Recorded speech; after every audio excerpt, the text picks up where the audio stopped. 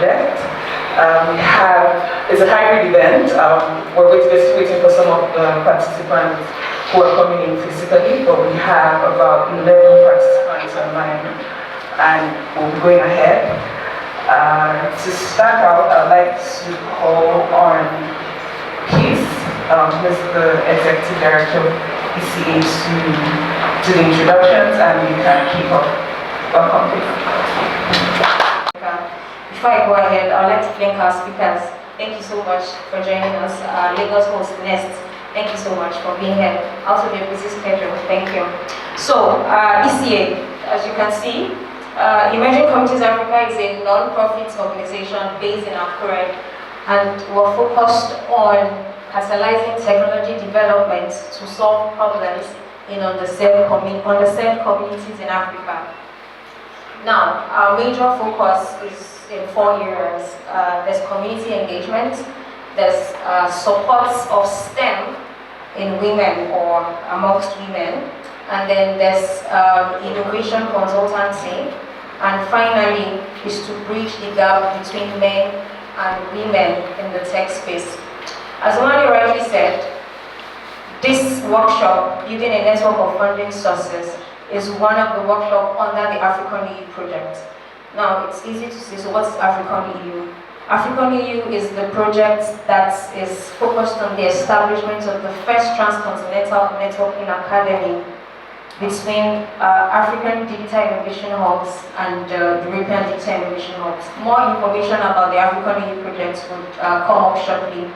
But for the purpose of the workshop, a lot of times we talk about the innovation ecosystem. What exactly are we talking about?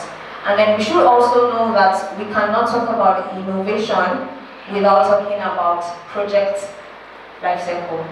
And we can't talk about projects without talking about funding. And again, we all know that Digital Innovation Hub is usually the first point of call, first point of reference for funding for startups or for projects. And that's why we're here today, to be able to first identify and map out what are the key players in the digital innovation ecosystem, and then understand, okay, what are the projects? Aside the projects, how do we actually go out to look for funding for these projects and ensure that the implementation is something that's really good. So we're going to have interesting conversations here today. I'll crave your indulgence to please, I know we have like 2 hours thereabouts. I hope that we'll keep to time.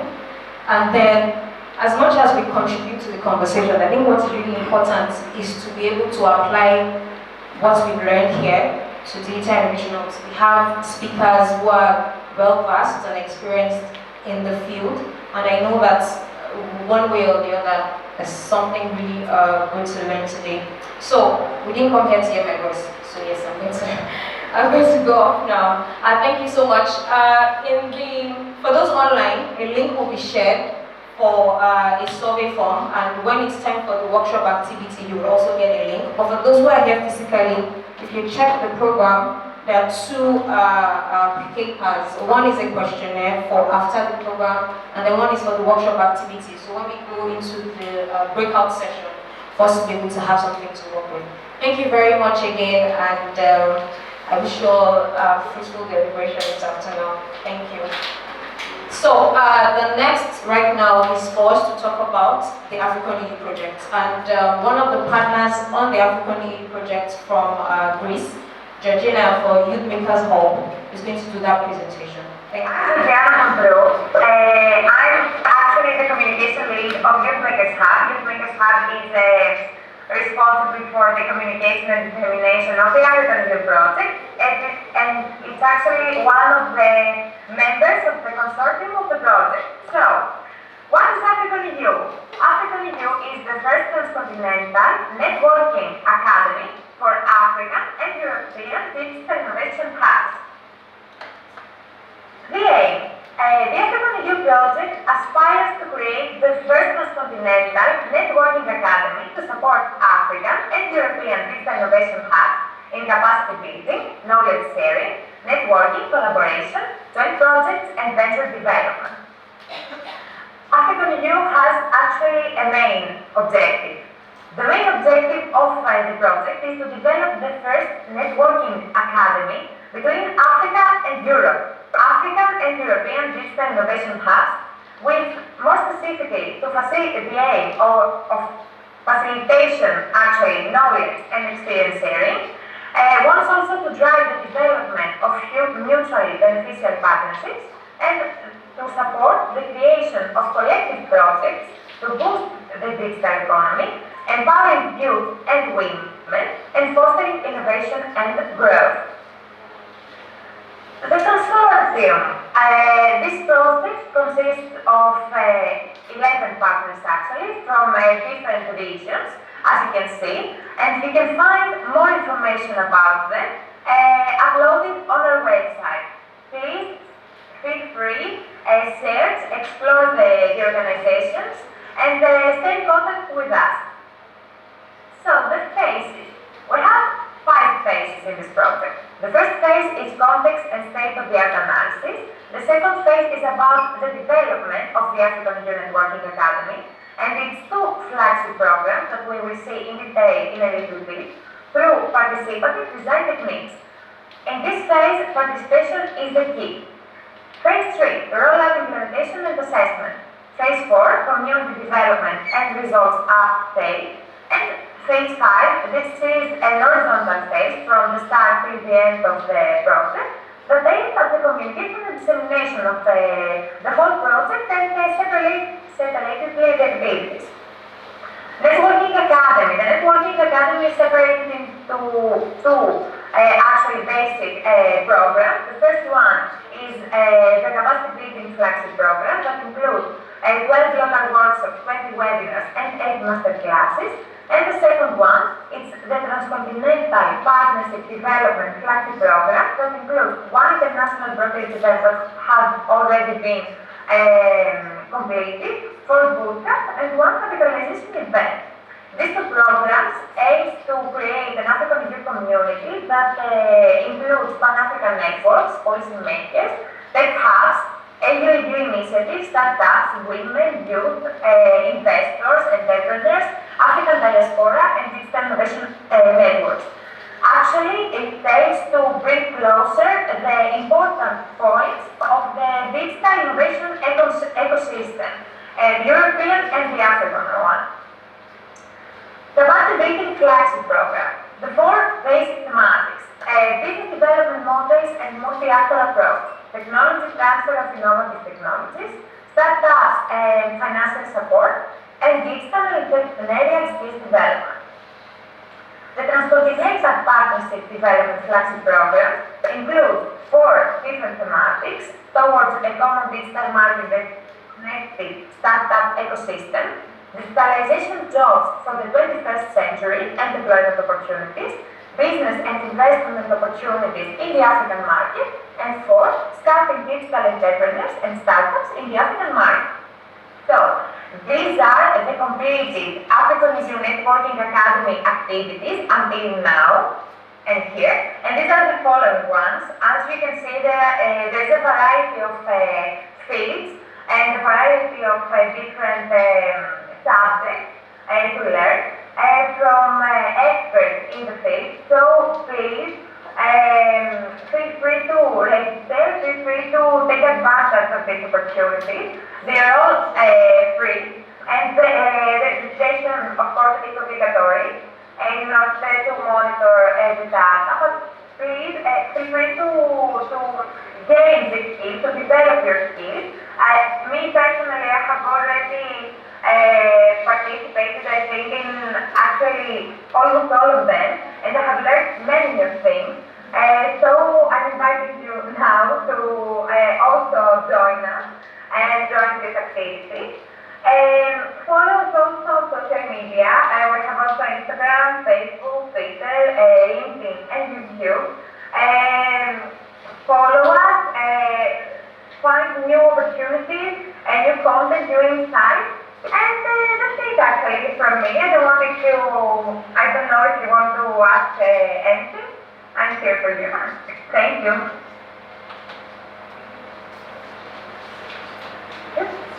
I hope you can hear me.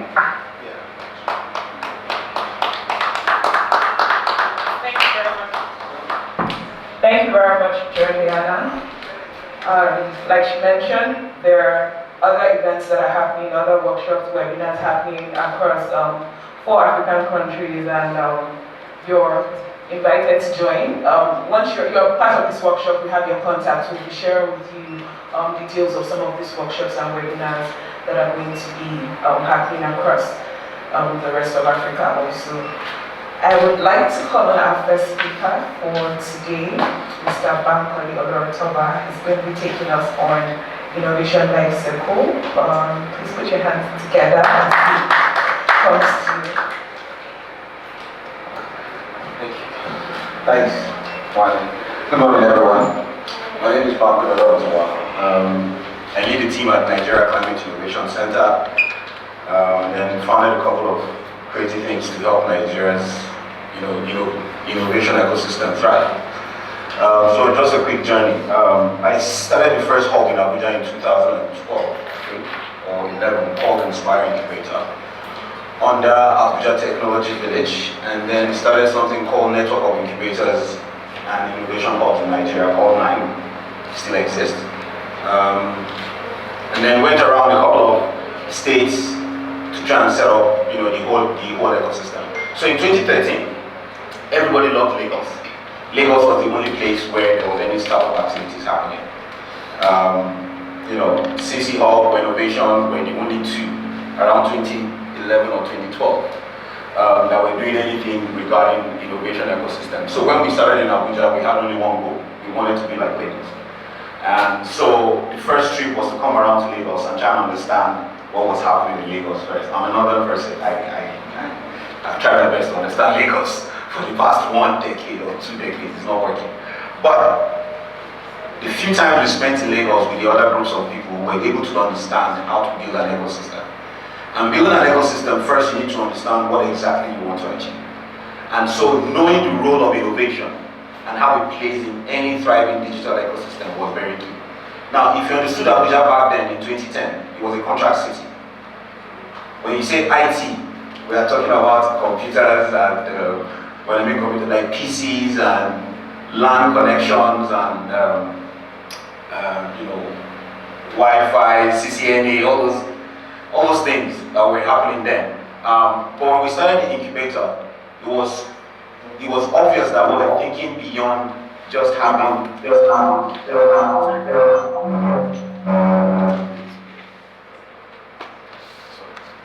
sorry. So when we started, it was obvious that we were thinking beyond just having a contract city, but we wanted to do something tangible. And so first of all, we needed to know who were the innovators within our circle. And then we invited quite a number of people, put the word out there, Twitters, Facebook, and all those different platforms were really interesting then. They were not as savage as they were now. So we did a first call. My namesake of Tech Cabal was our first host for the first ever tech meetup we had in Abuja. So I heard, I was on Twitter and then I saw Bankole Olufemi of Tech Cabal says, hey, I'm visiting Abuja, are there any cool places I should go? And then I was starting to inspire. Then my hustling spirit was very high. It's not like now that it's not allowing me to leave the bed. So I sent an email to Bankole and I said, bro, show up to my place now. I have this new joint. Let's just meet other, techies that were calling ourselves then. Nobody was really doing anything cool.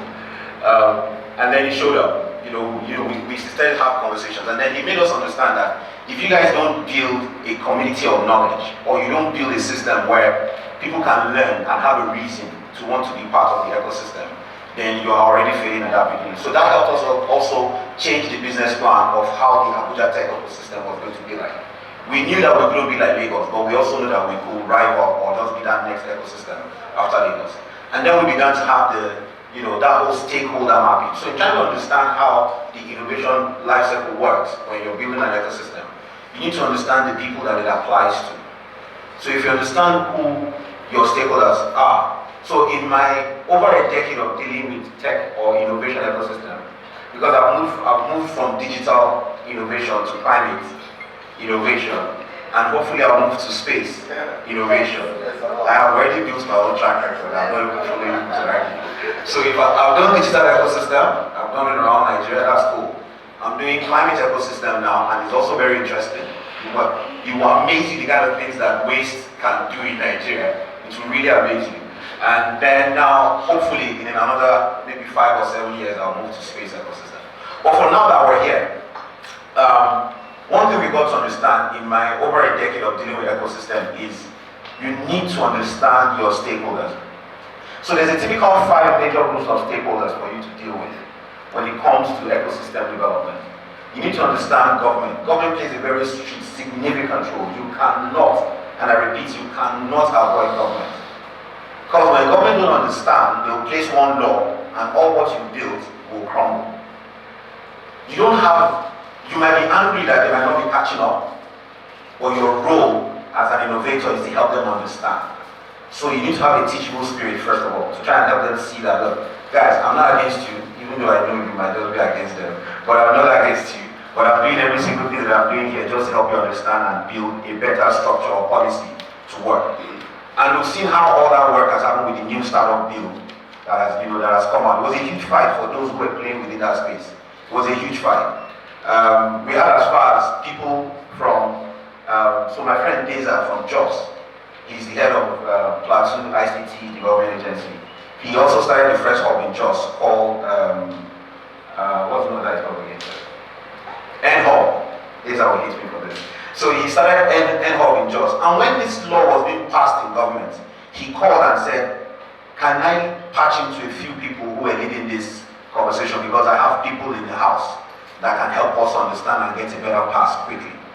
And so there's a need for you to understand government. Now government comes in, multiple forms. There's the domestic government, which is your national government. There is the foreign government, right? Where you have the embassies and all the different governments coming in to support your ecosystem.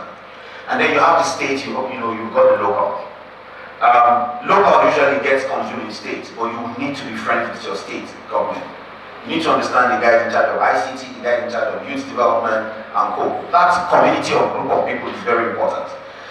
So when you're dealing with government, understand that your role is to advise, is to guide and support, not to criticize and tear out.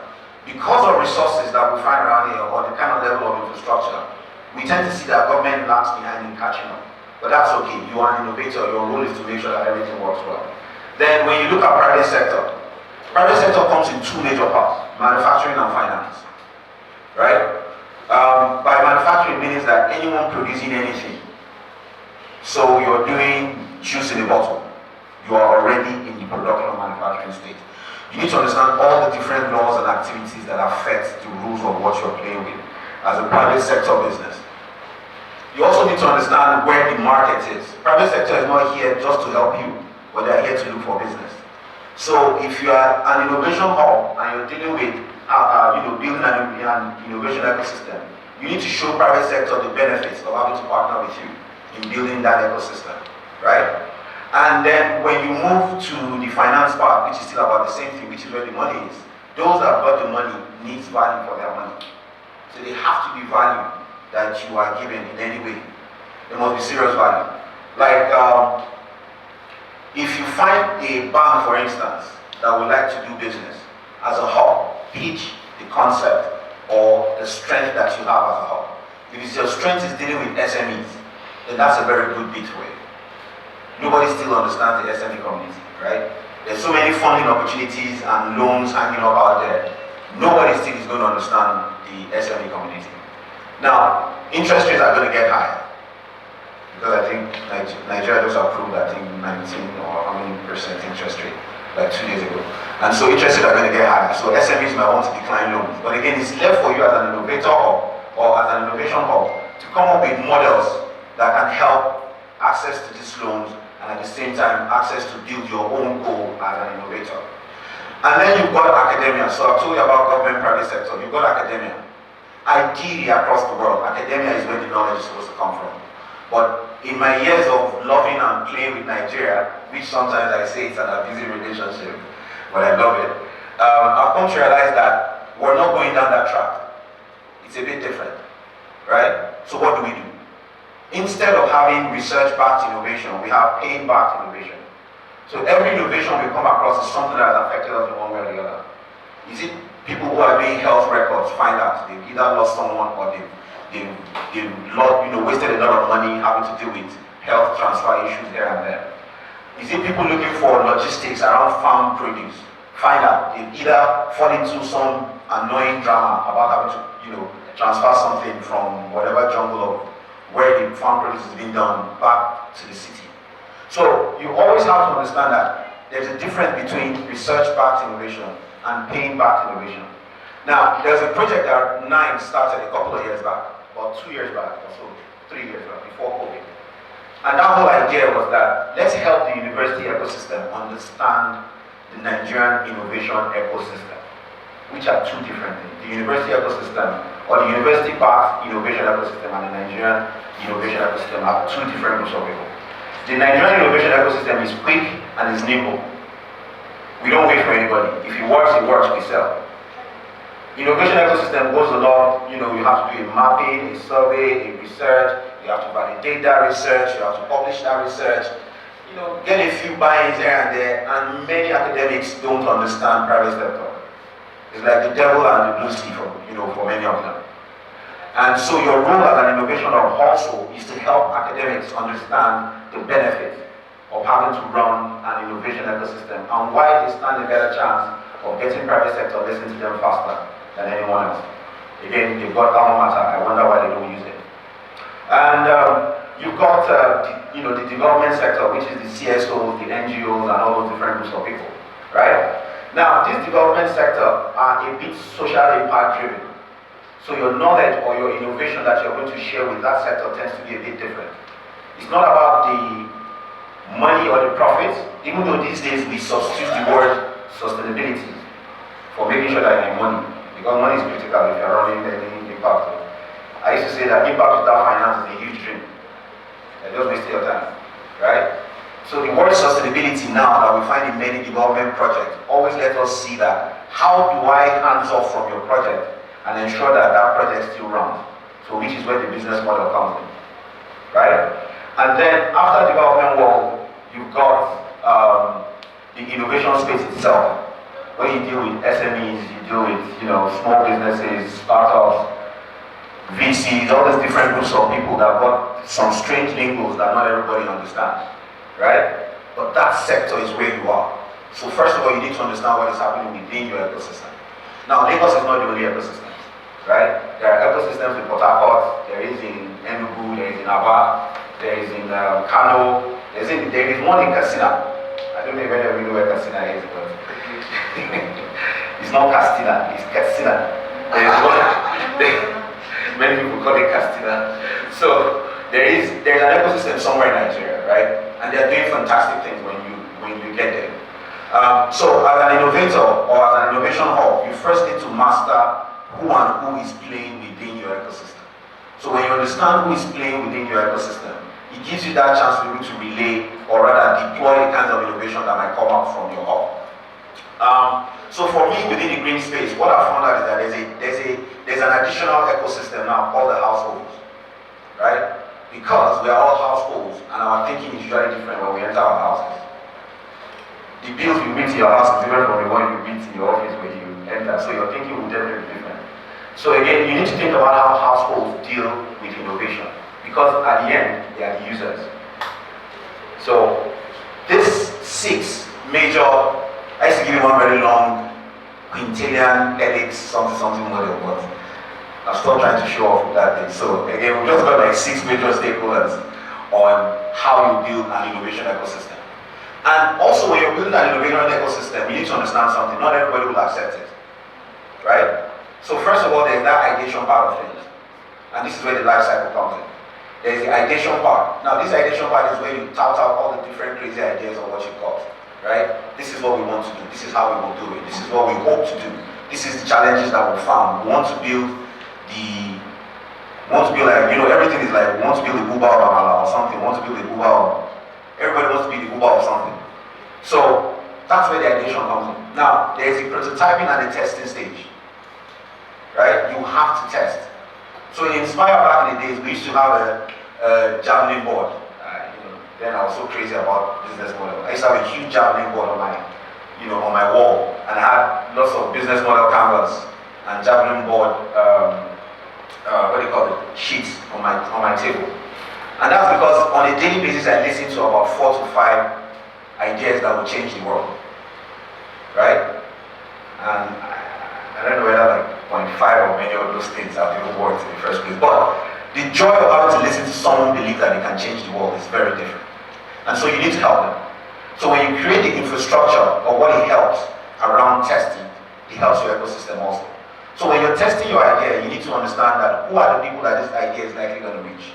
So if you identify a few groups of people around this idea and begin to have conversations with them, it gives you a different perspective of what that product or what that idea is going to look like. When you test and then you prototype, or rather when you prototype, you test. When you test, you go back to your drawing board and then you reassemble and make sure you have a consumable or a functional product. So when you have a functional product, then you can now launch into market. Now, we've seen a lot of people think of finance at the beginning of the business. There's nothing wrong with it, but it can stifle your creativity a whole lot, right? Every time we travel to another country and they tell us about how, people do startups, get into this hub, they get free this, free that, they work. I said, well, you guys have a very lovely structure, but for mine it's very different. Apart from the mental issue of having to tell yourself every day that you're not earning 1 naira. In Nigeria, that's like a sin on its own. Not earning money is a sin, right? And so how do you deal with the fact that not many people will be able to make something tangible out of your business? And at the same time, you can advise such startup owners to either pivot or come together. So usually I always try to explain that pivoting is not, it's just like you driving to the end of the road and then doing a U-turn, or just taking another road, But again, you're still going to the same destination. And many times often you can totally be a different destination entirely, where you're likely going to rely on the knowledge that you've had before to be able to achieve. And then there is the death valley. Now that death valley can make or ruin you. It can make or ruin you. So I have a friend that over the years, from being my startup mentee, he has become my friend. One of the things that I saw that happened to their startup at one time when we were in Abuja was that they were trying, they were doing very well, they were struggling, but they were still meeting up one order after the other. It's one of this food ordering business. Then the food ordering platform was like one of the most popular things you can find in Nigeria. In 2015, 2016, almost everybody wanted to have an app to do something. And most people forgot that the app is the enabler. The market are the people that are using the apps. So everybody jumped on the apps and said, oh, this app is going to revolutionize how things work. People can order this, order that. Yeah, we know people can do all that. Yeah, but again, what is the incentive? People are used to doing what they're doing. Why would you make them do something different? So many businesses have not been able to answer that. So my friends got into that whole mix, and they were loving the challenges. They were loving, every step that they were taking. But their downfall came when someone said, I like what you're doing, I want to give you money. Their brain disconnected. They couldn't understand it. Money is coming, and every day they come to my table. Is he still going to give us that money? I said, yes, he will give you that money. Have you called him? Did he say something? And then I watched this business went from trying to be a high flyer to nosedive. They kept expecting every day, will that money come or money not come? And for every time I sit down with them, I always tell them that, please, can we go back to what made us very sexy in the first place? Can we just go back there? That's what matters. Can you go back and continue trading? When that money comes, it meets you along the way while you're dealing with your business.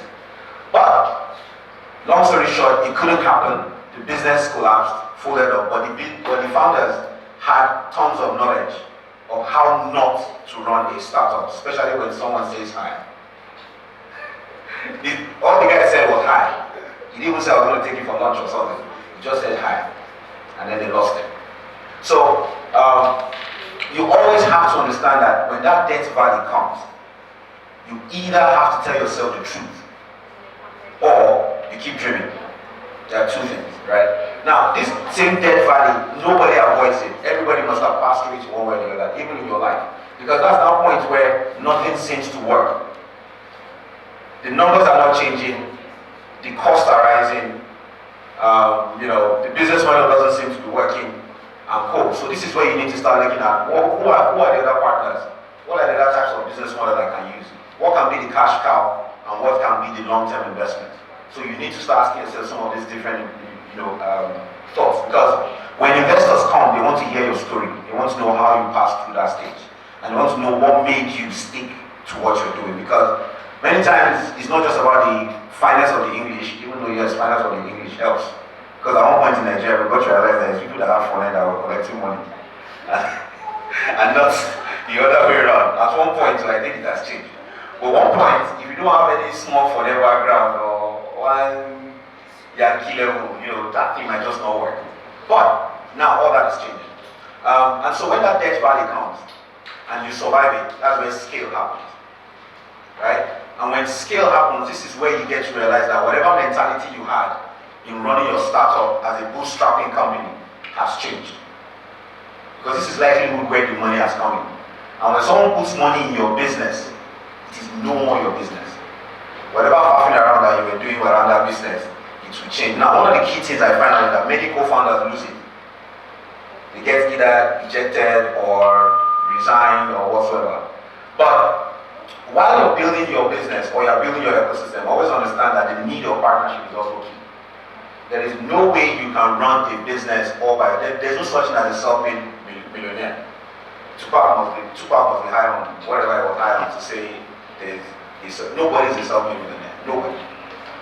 You need workers, you need partners, you need financiers, you need people that will even just watch you for the sake of watching you. It's true now. You need people to watch you. At least every day you step out, they will watch you, you'll be like, yes, they try. I'm a co-founder. I'm a startup. It is needed. All these things form what makes you a successful startup founder or startup ecosystem. And so, in the course of this cycle, right, when you scale, then there's bound to be some form of, divestment here and there, and you probably quitting the startup and moving on, and structures are being built and all that. But within all this innovation ecosystem, there are millions of startups that never made it beyond that debt valley. Millions. In fact, there are probably tens of millions that didn't make it past prototyping stage or market entry stage. So usually when we're running an incubation program, we always tell ourselves, if you're an ideation person, right, the outcome of your journey is prototype. You use your business model canvas, identify what your business model is, who is going to be your partners. I mean, at one point I could read the business model off the top of my head, right? From value proposition to all that. Let's not get into that class. We will not stop. So when you come out of it, you have prototyping, right?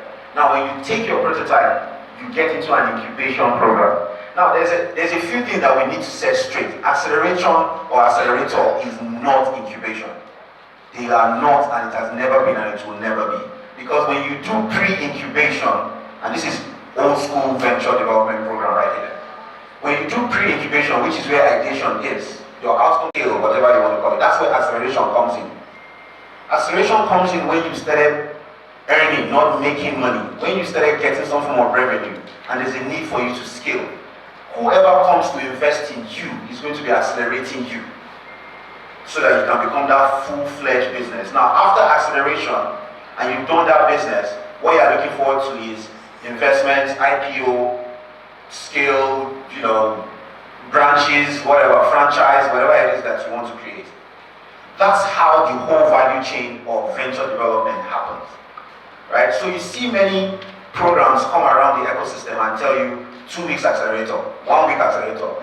All that man I wash. They are just doing pre-incubation matter. And then you go to accelerator program and they are teaching you business model. At accelerator, I don't even need to know your business model. We just want to see your financials. How does it work? Are you making money? What's costing you money?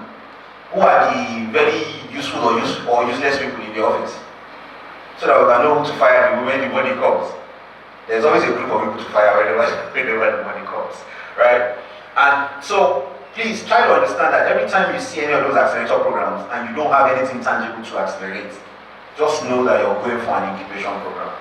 And there's nothing wrong being in these different groups or these different stages. It's just that your thinking and your needs at those stages are totally different. At ideation stage, nobody will give you money. Any serious person will give you money. Let me not speak good English. Let me just break it down to you. Any money you get is a grant. Support, ideation for you to be able to build prototype.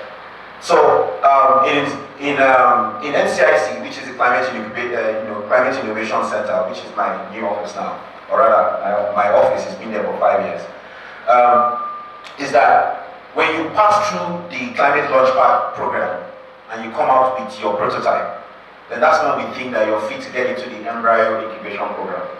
Anybody that gets into embryo incubation program never wins anything because they're always at the ideation stage. If you come in at the ideation stage, yeah, you might pass the first level, second level, but it will be hard for you to get into the venture development program.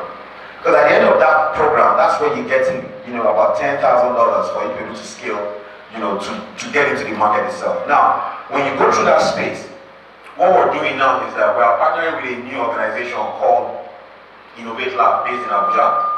And Innovate Lab is a very fantastic place for you to build prototypes.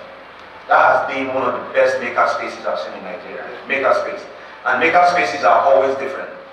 We tried maker spaces a lot of time at the early days of startup incubation in Nigeria. We just never had a hang of it. I mean, I bought the first 3D printer in Abuja like in 2013, 2014. But then at the end, what do? We're printing cups that will put things on the table in the office. Because the other story was that we couldn't even get filament after the first filament finished. But now with recycling, we can recycle plastics and create filaments. Locally, without having to buy filaments anywhere else. So, maker spaces also have their role in prototyping and scaling product. So let me give you an example. Dozier runs Quad Loop, right? Quad Loop is a durable household lighting system like this, right? But one thing about Quad Loop is that it's made totally out of recycled materials. The batteries were gotten from Hinkley. Hinkley is the foremost battery recycling company in Nigeria. The plastics are also taken from different parts, right? And now Quad Loop, after winning his $10K, went to Innovate Labs in Abuja, and they made sure that his production line became a lot simpler and better. So with that now, he can even produce as little as 100, 200 for him to sell while he's still trying to build the business. You see, when you're building a business, sale is very important. Maybe they didn't tell us at that beginning time, but trust me, Igbo boys, sale is very important. It is the key.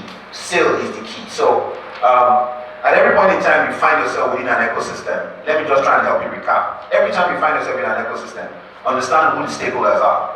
There are usually about 5. Government, private sector, development sector, academia, and then your own innovation SME community, right?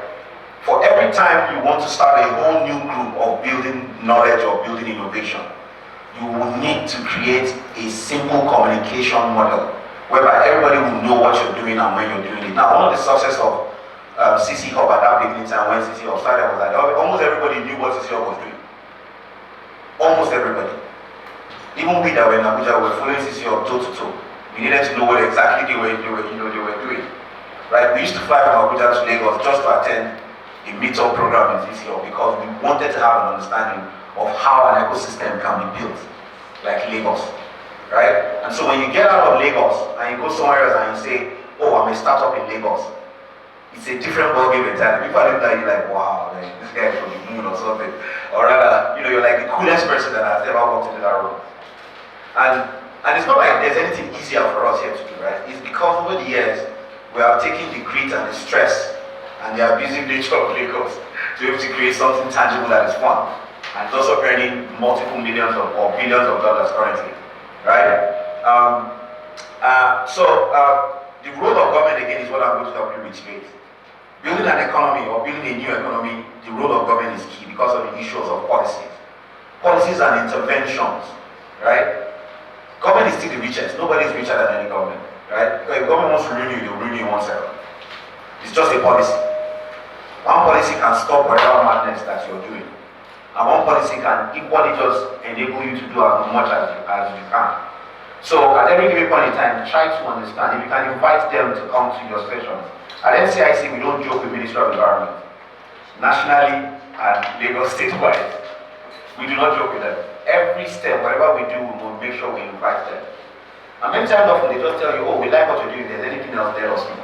And when there are policies coming up and they need to debate and discuss this policy, they'll say, oh, bring these innovation people, let them explain to us. And every time, as an innovator, you always add some of the best insights to whatever policies they give. So, please brush up your interest with the Nigerian government. They are not as evil as they look. I know nobody trusts that conversation, that line, but really, they're not as evil as they look. I'm for record, they're not as evil as they look. That's what I say I'm in this country. So they are not as evil as they look. They are very nice people, interesting people. So you have to talk with them. Let me stop acting like I'm kissing us now. So they're a very nice bunch of people. You just need to explain and explain a little bit more, right? And that helps you in getting across so many things. And one thing we've come to understand again for our ecosystem is that there are lots of funds that come into Nigeria and passes through the government. Trust me, if we're not dealing or gisting with them, we will never get to know, right? EU a couple of months or last year said that 1.3 billion euros will be given to Nigeria to scale its climate economy. I'm still pushing that one. Who else? Who is there on that? Because again, it wouldn't come to me as a development organization to go to the government. Now, government will always call the people that they see.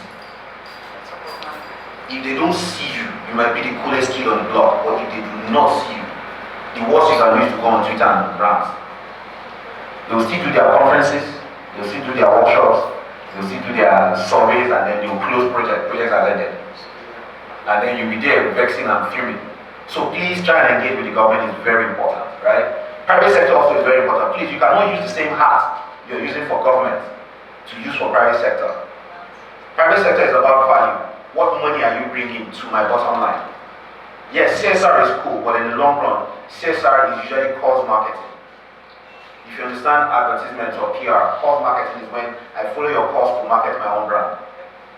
So I will support you for saving girls in the Northeast, but you must put my big banner somewhere around that place for saving girls in the Northeast. So please, your thinking cap for private sector and public sector has to be different. And then your thinking cap for foreign organizations also have to be different.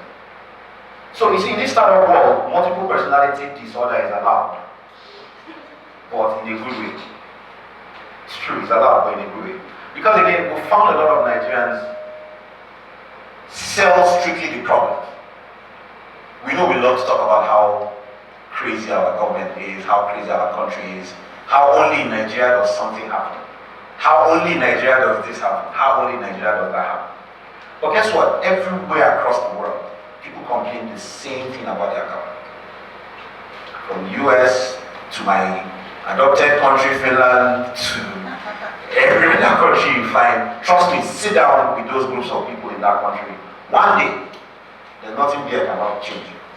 With a little bit of beer, everybody's telling you the same thing that you're facing in your country. So you're not the only one. It's just that parameters might be a bit different, but everybody else is feeling the same. So this is the trick. You sit in a room where there's a development community, foreign community and co. You need to sell that problem, not complain that problem. So you have to sell it. Sell it as a potential. Because it is ideally a potential. Right? That there is no access to water to some part of the country. Why not? Why don't we create access to water innovation program by making it easy for people to have access to water, and then there's a sustainability part where they can pay, either they can use mobile or they can use scratch card or use NFT or whatever it is. Just create that model. It is working in Rwanda. My friend Crystal Kwizira has been running Inuma for the past 7 years or so. And it's the same model I just read out to you that she's doing. In Rwanda, we might say yes, Rwandans' behavior and Nigerians' behavior are totally different, which is true. I mean, I was in Kigali and then people watched El Clasico, and there was no shout, there was no argument, there was no breaking of chairs. Everybody finished and packed their chairs quietly and left. And for me, it was shocking, I was worried. I said, this cannot happen in Nigeria. Like right now, people are already getting angry on why Messi missed. For goodness sake, Messi missed a goal, nobody shouted.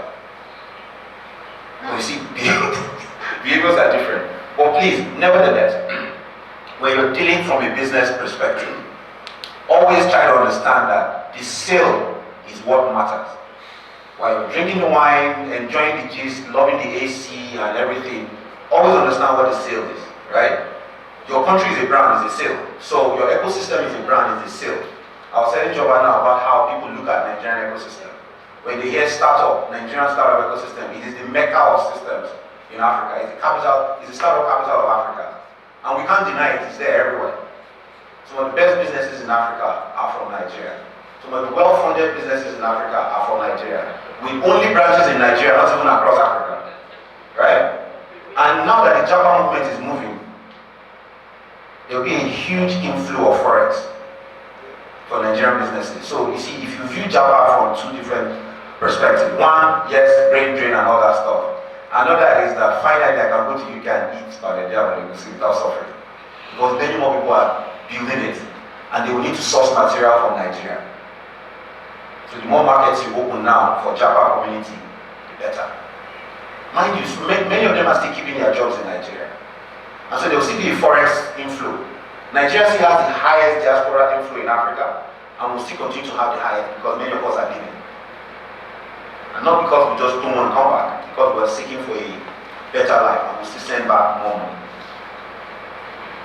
So, innovation cycle again, back to the core, is that at every point in time, there is an outcome for every stage and every step where you find yourself.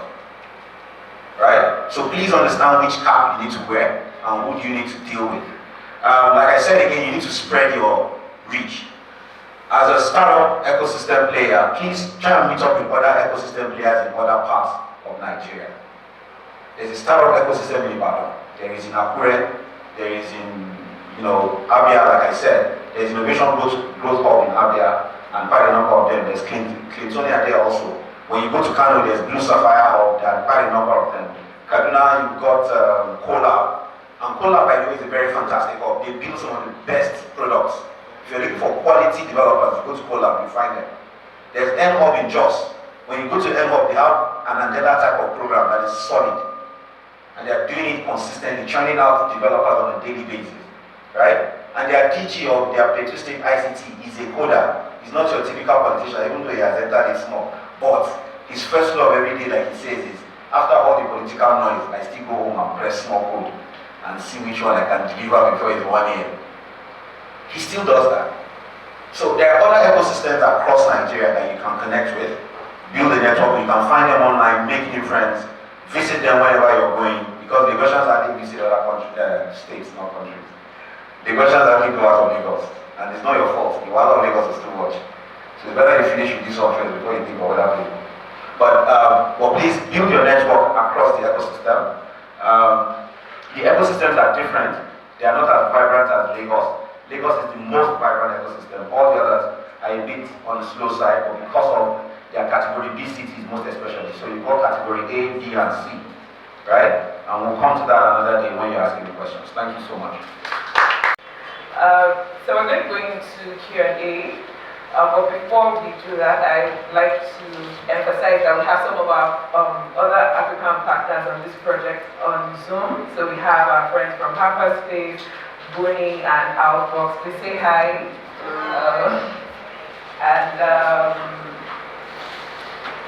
I'll just do a quick recap on what has been discussed. So Mr. Barnes has encouraged us that when you're in the innovation space, you need to understand who your stakeholders are. And he mentioned like 5 important stakeholders that we should all be aligned with. So the government, private sector, academia, development organizations, and the other players within the ecosystem, as so saying the hubs, the startups. We need to have a clear understanding of who they are and what is required when you're engaging them. How do you solve the problem to the different stakeholders? And then also the last point that he made, which I would also like to emphasize on, is spread your reach as an ecosystem player. We all like to stay in our own different bubbles. So in Lagos is where it's happening, we're in the ecosystem. And then there's another ecosystem in Abuja, there's another ecosystem in Akure. We have the Akure Tech Hub, which is the hub for associated with emerging communities in Africa. So we're like the ecosystem, every state, every area you find yourself in Nigeria, you would definitely there's an innovation ecosystem to plug into. Please, if you're joining us on Zoom and you have questions, just signify by with the raise hand sign, and if you don't want to speak, feel free to drop it on the chat box and we'll read it out. If you're here seated and you have any questions, please signify by raising up your hand. Was it all very clear? By the way, if you take a look at the agenda, you see that we have group activities, so please pay attention, listen very well, take notes, because we're all going to be participating in this, and it's based on what we're learning at the workshop today. So, should I ask a question?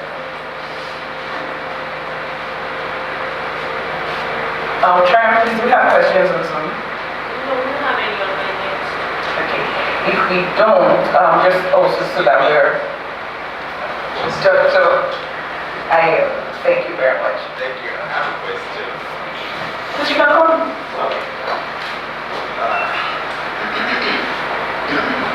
Please introduce yourself. Okay. I am Dr.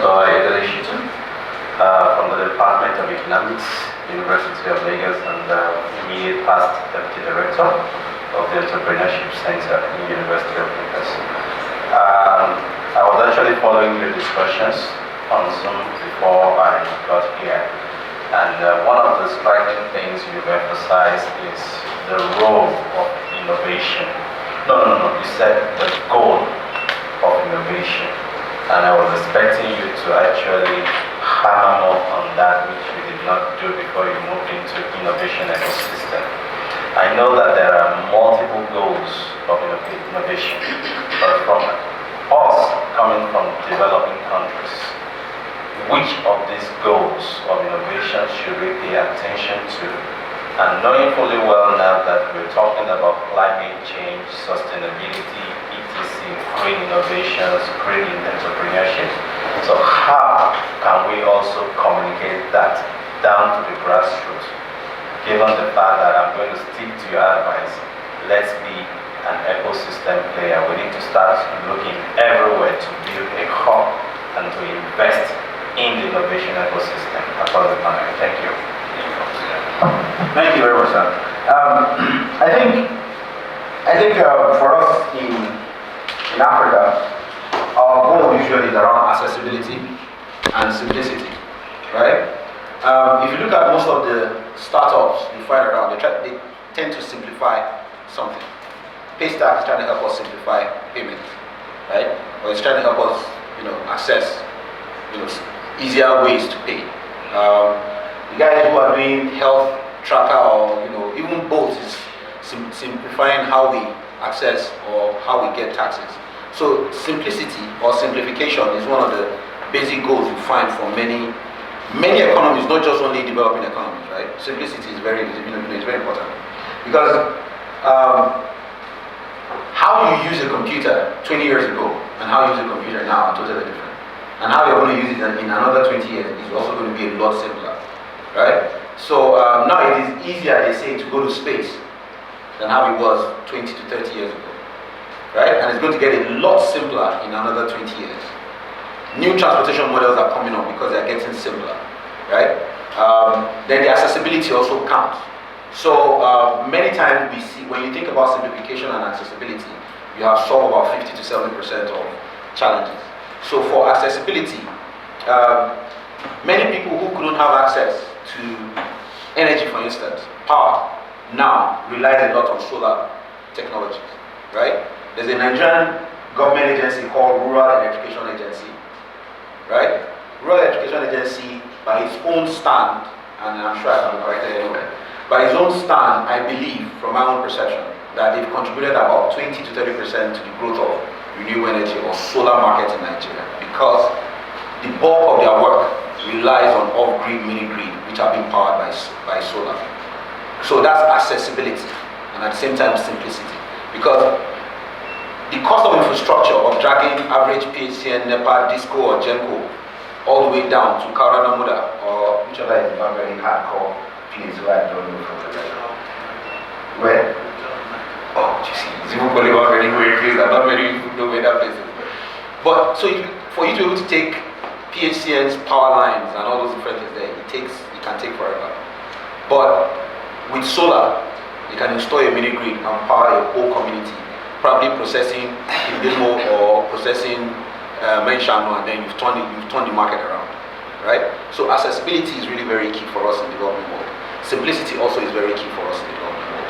So I think as each one of us is developing either policy, strategy, engagement, or even speaking methods, make sure you are as simple as you can be. And so when people come to share ideas with me, I always tell them that classic line in that movie Philadelphia, break it down to me like a 7-year-old. Let me try and understand it. Don't speak too many aspire to my wire and cover. It really won't work. In fact, a funny story, some guy came to my office. Okay, I wearing blue suit at me. I want to say something about blue suit. One guy came to my office wearing blue suit, looking down with a pattern on his head and this pocket square and everything, and tells me that he's got a brilliant idea that he wants me to invest in. An idea, mind you. He said that this idea will help me make about 1.5 billion every month. Every month. I said, that sounds interesting. So tell me about this idea. And guess what this? I'm just about to use the N word now, but guess what this guy said? He said, I can't tell you about the idea until you invest about 2 billion. About 2 billion. And the first thing in my head was that, so you spent, my floor is like second floor in Nebza building in Abuja. So you spent all this time to drive from where you are coming from and climb upstairs to tell me this crap. I should invest 2 billion. First of all, I don't have 2 billion. Let's not even go down there, right? Second of all, you are 3 steps away from the door. You can either just stand up and move, or I can just ask someone else to escort you. Because it doesn't make sense, right? So again, you need to always help innovators or innovation managers understand your idea. I don't know whether you guys listen to people and their ideas, but back in the days I had time for everybody who comes into Inspire and say, oh, I've got this idea. Okay, tell me about it. When you tell me about it, like I said, I have this printout of business model canvas on my table. I give you one and I'll show you a desk in my office. I'll tell you to write it down for me. Let me see. Just try and simplify it, make it easy, right? So I think within us here, we should try to make things as simple as possible, right? We know that they say Nigerians use a lot of big English. It's cool. I mean, big English using is cool, really. But sometimes when you're dealing with business and innovation, you need to simplify it as much as you can. And that's how you see many of the innovations we find around us. It has to be simplified and it needs to be accessible. The accessibility one is even the most critical. So these days now, many Nigerians don't go to the bank. I went to this Yaba Diamond Bank here. And I thought, wow, man, this bank is lost in history because it looks like a bank that I saw in 2001 or 2010 or something. Even their TV is very bulky. So I was worried that no wonder I don't come to banks, right? Instead, we pay with card, we swipe, we do transfers. Even people selling by the roadside now collects transfers, right? Very soon, buses will start taking transfers. It's as simple as that. And there's the near-field technology that you can scan your phone. As we get interested and trust these systems, it becomes a lot more simplified and then it becomes more accessible. Thank you. Anyone else? Thank you. Thank you very much. So we're going to go into the second session, but let us stretch for like 3 minutes. So please feel free to grab water, biscuits, this candy, and then we'll have our next speaker come up. So yeah, for 3 minutes, please stand up. Let's shake our bodies. We will be sitting for quite some time. As I mentioned, I'm the past head of startups, but I'm so passionate about startups, which is why I'm still here today. And my Egon, Mr. Banks has already laid the ground. It's made it very easy, so you understand what the life cycle of startups are. In Lagos, what I found, should I say, once I've worked with startups, is a lot of people say, oh, I want funding, I want funding, I want funding. And some startups at that point, you don't actually need funding. And when I say funding, I mean you don't need the cash at the time. So I'm just going to, I'm kind of academic, so I like to give you, the facts. And then we'll talk about it. And feel free to stop me if you need me to go back. So there are different types of funding, and in the should I say in the investment world, you either have equity, debt, or convertibles. But like we mentioned, there are different stages of startups. So if you're ideation, you should not be looking at any of this. It should not even come to mind, you know. At ideation, you gave an example of someone saying, I'm at ideation. What he wanted was an NDA, or what she'd been asking for was an NDA, not for funding, because it doesn't make sense. It's a no-brainer. It's only someone that is really greedy and blind to facts that would have invested in that, because you sure as hell will not be making money. And I wondered if you had spoken to maybe a couple of months down or a couple of years down, he wouldn't have gone anywhere. And then there are different ways to getting funding. So again, Mr. Banks had mentioned that you have, when you're ideation, that's your pre-seed. Usually your pre-seed is when you're bootstrapping. Because if you're ideation, you come to me with an idea, you have not put your own money in, and you're expecting me to give you my money. Could you hear me? You know, if you've not actually, sorry for those that don't understand you, but that means I don't understand. You've not put your own hard-earned money. Okay, even if you don't have money, you just come out of uni, you don't have any business, this is how you want to make money. Your best friend has not invested in you. Your mom and dad have not invested in you. Then you're an investor sitting somewhere, either as an, you know, like a PE or VC or angel. They're not going to come to me and tell me you want money. You won't get money from me because you need to have proved the concept of your idea or whatever your startup is prior to going to request for funding.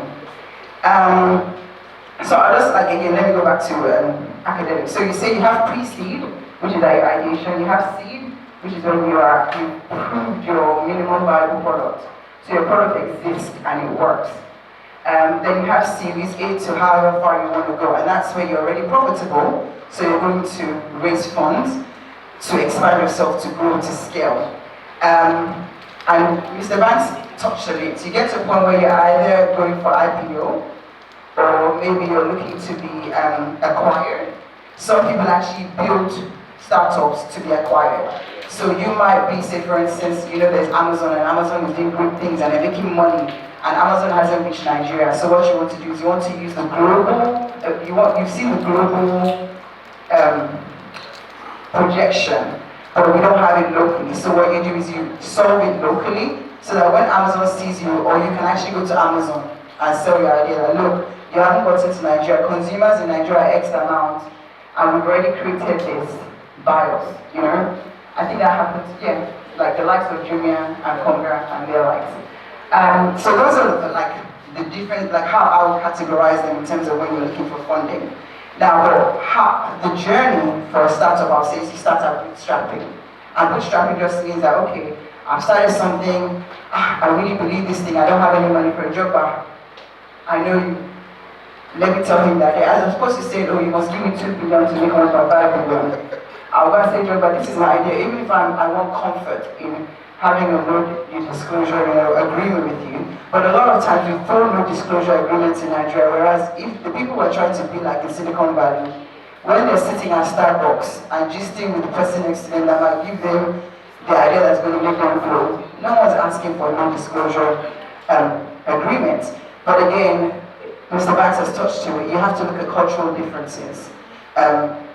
I was reading on Twitter the other day where someone came to come and work at a company, I forget what it was called, Practice or something along those lines, and he worked with the company for a year or just over a year and left. And the reason he came to work was he's still a idea and copy and paste it somewhere else. So you'd be scared, like I can understand when you're cagey about sharing your ideas with other people. But lest I digress, is you need to know where you are in your startup, to know who to go and get funding for and what type of funding you want. Sometimes you scream, oh, you want funding, but you don't know that when you actually take the investor's money, you're not a slave. Because if you lose your money, it's different from if you lose your money. But then you can't survive on your money alone, especially once you want to scale. When you want to scale. You have companies that are looking at it, they're looking for companies that prove their concept, have started making money, and they're willing to fund you to scale. But when they pump that money to you, you have to assess yourself that what energy is required to scale. Like Mr. Banks had already mentioned, sometimes you get to venture capital stage where they're going to look at, or accelerator, they want to accelerate it, they're going to look at, okay, how many people are going to go? do you need this big team? But you were able to do what you were able to do at that point. So you need to be willing to hear, willing to listen.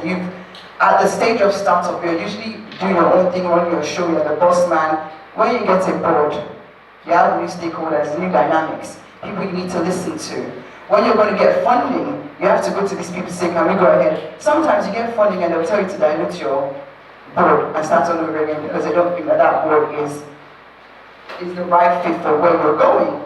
And so I think what is very, very important, and what I would like to leave with you, is know where you are and what funding you need. Also, sometimes you think, oh, you need funding and you don't put your ears to the ground. Again, Mr. Banks had mentioned, let the government be your friend. In my previous life, I worked at NSCTF, and they provided support to startups that you wouldn't, when you say, we're funding you, or we're just not giving you the cash, so the cash is not diverted. So what they might give you is access to a workspace, so that's covering your operational costs. They give you access to mentors. A lot of people, mentoring is actually, so if you went to an angel investor to get, for the angel investment being high net worth people that have money to throw and are ready to back or support startups they believe in or founders that they believe in, because I'm also of the man that when I'm investing in somebody, it's not just the idea, it's the person that's pushing the idea that I'm investing in. And so you would get some angel investors that are very interested in mentoring the startups. And these people have networks that you wouldn't have access to. So investment or funding comes in people's time, people's knowledge. And you can be at a stage where you have absolutely, you might have this idea, but you don't have connect to make it blow. Because again, in the society we're in, it's who you know. And then going back to people signing non-disclosure, because I know it was also a common thing in the ecosystem where people were scared to pitch to people because you don't have money and you're pitching to somebody and that person has money, they can just go and get some techies or tech bros to run your idea and execute. So you need to be very careful in how you're seeking funding as well. What else do I want to add to this? So I was talking about the government. So when you have the government, make sure last strictly grants, not money that you're going to give back. Some ways of funding is actually, like loans where or people are buying shares, equity. Be careful, make sure you have a lawyer. Startups think they can't afford a lawyer, but I think it's imperative at any stage of your startup to have a lawyer to help you understand what you're signing yourself up for in terms of getting funding. You don't want to sell half of your company because you're looking for $10,000, whereas your company might be worth $1 billion. Lest I digress, Justin Bieber just sold all his songs for 200, and I was like, what? That's it? Well, maybe he knows that he produced still other ones, but I don't know what the documentation says. If he says it's just what he has already and he can create new ones. But I don't think that was a great deal. Future sold half of his, and then that makes sense. But you're the startup and you're the one that knows what you need. And if you're not sure, seek advice, have mentors, have an advisory board. You might or a sounding board because you're not at the stage where you need an advisory board. Be careful what you sign. Is the cocoa for me. Know what you're signing, know where you are in terms of your journey, know what you're looking for. You have, they'll say, what's the difference between venture capitalists and private equity? They're interested, like you mentioned, they're interested in the value you're going to create. They're not putting their money, they're commercial people, they're not putting their money because it's CSR. They don't need your CSR, they have enough money to build advertising if they need it. They don't need you to bring customers to them. Some people do. So if they do need you to bring more customers, know what your value is and be very, very sure what your value is so you can sell it. I think that's pretty much what I have for you in terms of funding. I'm open to any questions if you have them, in terms of if you have any questions where you are. If you don't know where you are as well, I'm happy to look at your, let's talk to you if you're willing to open. I'm not signing no disclosure, but I'll be happy to help you. Thank you so much. Maybe you can tell them about access to market. Oh yes, Some so. funding models, some, they won't give you money, but they'll give you market. Oh yes, exactly. So like you mentioned, actually, thank you very much for that, Stefan. So you have partnerships as well. So some of your your funding, think about where you're collecting funding from. Some of those people will give you access to market, they'll give you access to customers. some people might actually want to, they might be investing in you to buy you out, you know, because they're in the same space as you, and they don't want to, they want you to go and prove the concept for them. Once you prove the concept for them, they would take you in, give you access to the market that you require, the partners that you need. Thank you again.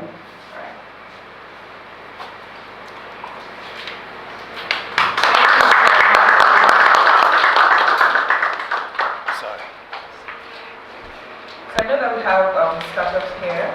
We have questions with regards to how you can source for funds, or if there was something that wasn't clear that you had mentioned. Please feel free to ask your questions now. So raise up your hand if you're joining us online. Please indicate by using the icon, raise hand icon, and Triumph will give you access. Dr. Ayo, you have a question? Yes. And also, if you have contributions, please feel free to. We're all learning. Thank you. I'll rather stay here. It's very privileged to be here, I would say.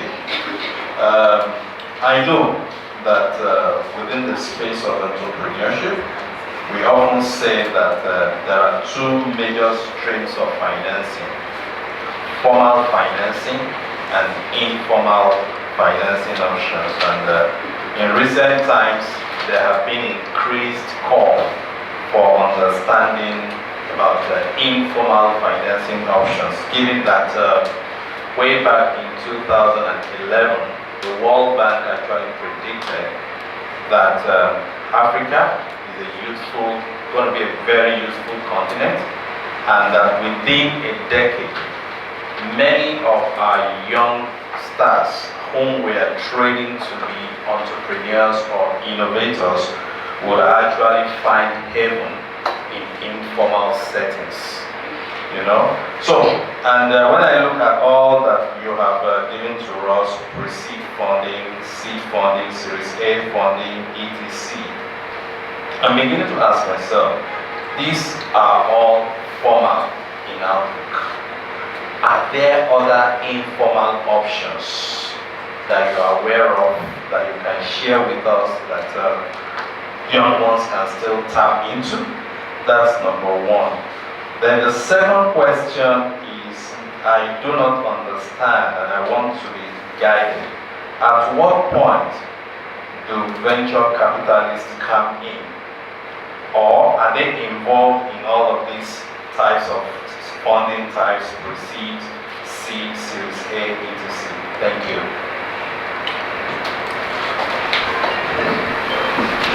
Thank you very much. So let me start with asking the last one. So venture capitalists come when you're already profitable. They're not interested in you until you're profitable. Correct me if I'm wrong, but my understanding of venture capitalists, venture already, it's your startup.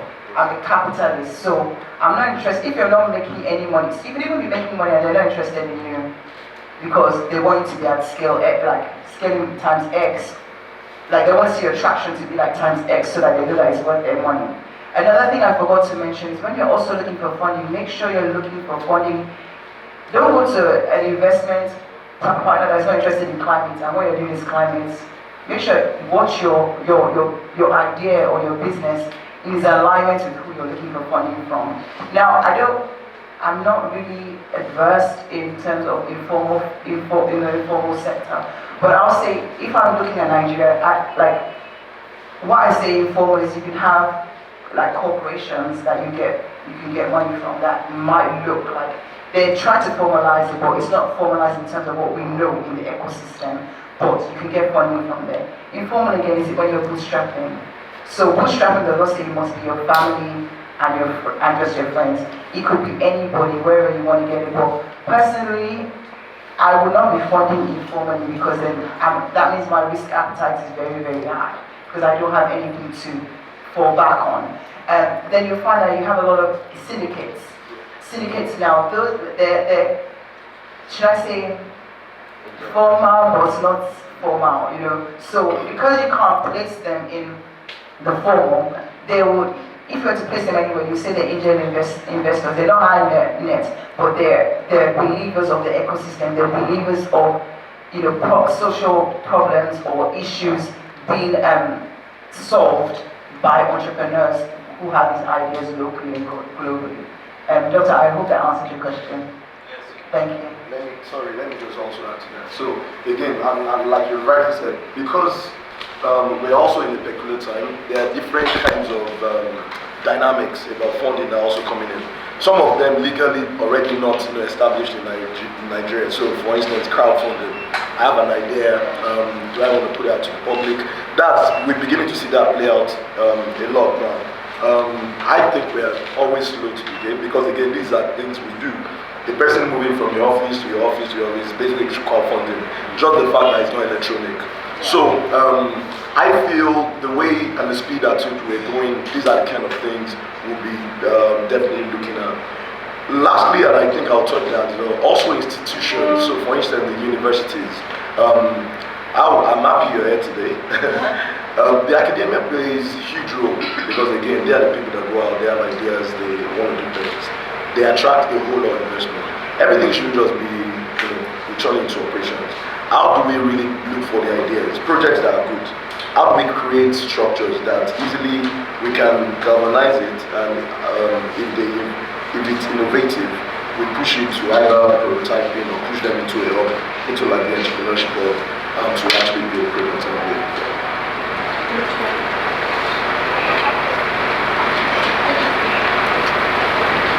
Thank you very much.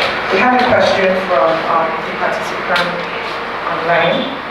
The question is, how do public institutions participate in the life cycle of startups through funding, since they are custodians of public resources and startup investments are high risk? So luckily, I worked for a government entity, so I can speak to that in terms of what happens in Lagos State. So in Lagos State, in terms of funding and startups, I'll give you a couple of, like I mentioned whilst I was speaking, that funding doesn't, like a lot of startups that say they need funding don't actually need investment. So what the government have done, like you have last week, I mentioned about last week that will give you grants if they open their portal ever so often, application portal, and they give you, I think, up to $10,000, and depending on so it's $5 million. But then you have, like where I worked for before, Lagos State Employment Trust Fund, where they provided access to incubation. So they get you from ideation to MVP. So it's not that I'm giving you money to go to an incubator, I'm giving you access to what you get in an incubator to get you from ideation to MVP. So you're not getting the cash, but you're getting the investment in getting yourself from ideation to MVP. And that's actually very risky because most people are not interested in you until you've proved your concept, until you've gotten to a minimum viable product. So the government is supporting the startup ecosystem, the government of Lagos is supporting the startup ecosystem in that manner. Again, you would, when you actually are a startup and you need operational costs, we know where we are, where they're expecting you to pay for a year for your rent, and you've not even gotten your feet to be working, let alone running and being profitable. You might not even be able to access a place like the Nest where you can pay day by day. What we have, or what NSTF have for you, is access to infrastructure or the workplace voucher program. And as at December, they're in partnership with 56 co-working spaces across the Lagos State, so it makes it even easy for you. So if you're a startup that is in Yaba, you don't have to go to a workstation in VI that you're looking for your transportation money. So that's actually, I think the maximum you gets on that program is 1.8 million. So that, like, you're not thinking about operations again, you're not thinking about electricity, you're not thinking about data. You can now, it takes away the burden from you to actually just focus on the work you're doing, the venture you're building or the startup you're building. So those are like, I know that person that asked that question is looking for cash money, and what the government is doing for you isn't the cash money, but providing you like infrastructure, access to market, access to network that you might not have already and cannot afford to have. Thank you. Thank you so much. This session actually is an interesting one, so you'd expect that you get lots of questions because we're talking about when we Patrick? Good morning. Hi, Jay. So my name is Patrick. I work for Passion Incubator. So I wanted to speak up. Okay. So my name is Patrick. I hope everyone can hear me. So I work for Passion Incubator, and so I want to put myself in the shoes of the startup founder while I ask this question. Okay, so basically what I heard was you giving us like the institutions that do fund or that could potentially fund. So now, as a startup founder, how do I approach? So how do when I have done all that I need to do, I have an attraction, I have like a document, everything is in place, how do I approach? So I know that a lot of founders find it difficult or do not know how to approach some of these institutions that do fund. So, like I said, in the shoes of the startup founder, how do I approach that? I love that question, and it's one of the sellers in terms of using co-working spaces, for instance. Because when you're in your silo building whatever you're building, if you don't talk to like you have to grow your network to know who knows who, you know. So today I don't know how I will recommend you to be on this panel, but it's by virtue of being in the ecosystem. Now I can speak on the Lagos Innovate program. Now what they also do is access to networks, access to government. So you have people that they had say for instance an EdTech startup and they needed, they wanted to be closer to the government because remember you need to make sure you're close to the government enough. They will introduce you to the government. The government might even tell you that, UN is trying to do this. They can fund this for you. But again, approaching is like making sure your ears are on the ground, making sure like you're not in a silo. You don't like, we were talking about something earlier on where something's happening at the nest. The nest is not just going to say, it's just me, I'm going to do just by myself. They're opening to other co-working spaces in the area. So what I'm saying is, that the same thing I mentioned about when you're in Lagos and you're looking for non-disclosure agreements up and down, where you haven't even broken even, you haven't even gotten the network, you haven't met your helpers, your investors, and you're already like covering yourself. Whereas if you look at the Silicon Valleys and the more developed ecosystems, it might be the person you meet at Booker House that you're talking to that'll say, wait, guy, this idea, do you know that this bank that I work with they're looking to solve this problem, and they introduce you. So waltzing into me, and then you can go cold turkey. So if you want to go to like a platform capital, or another one, like all these investors, you can send, like I won't say send, but you reach out because guess what, they're also looking for you.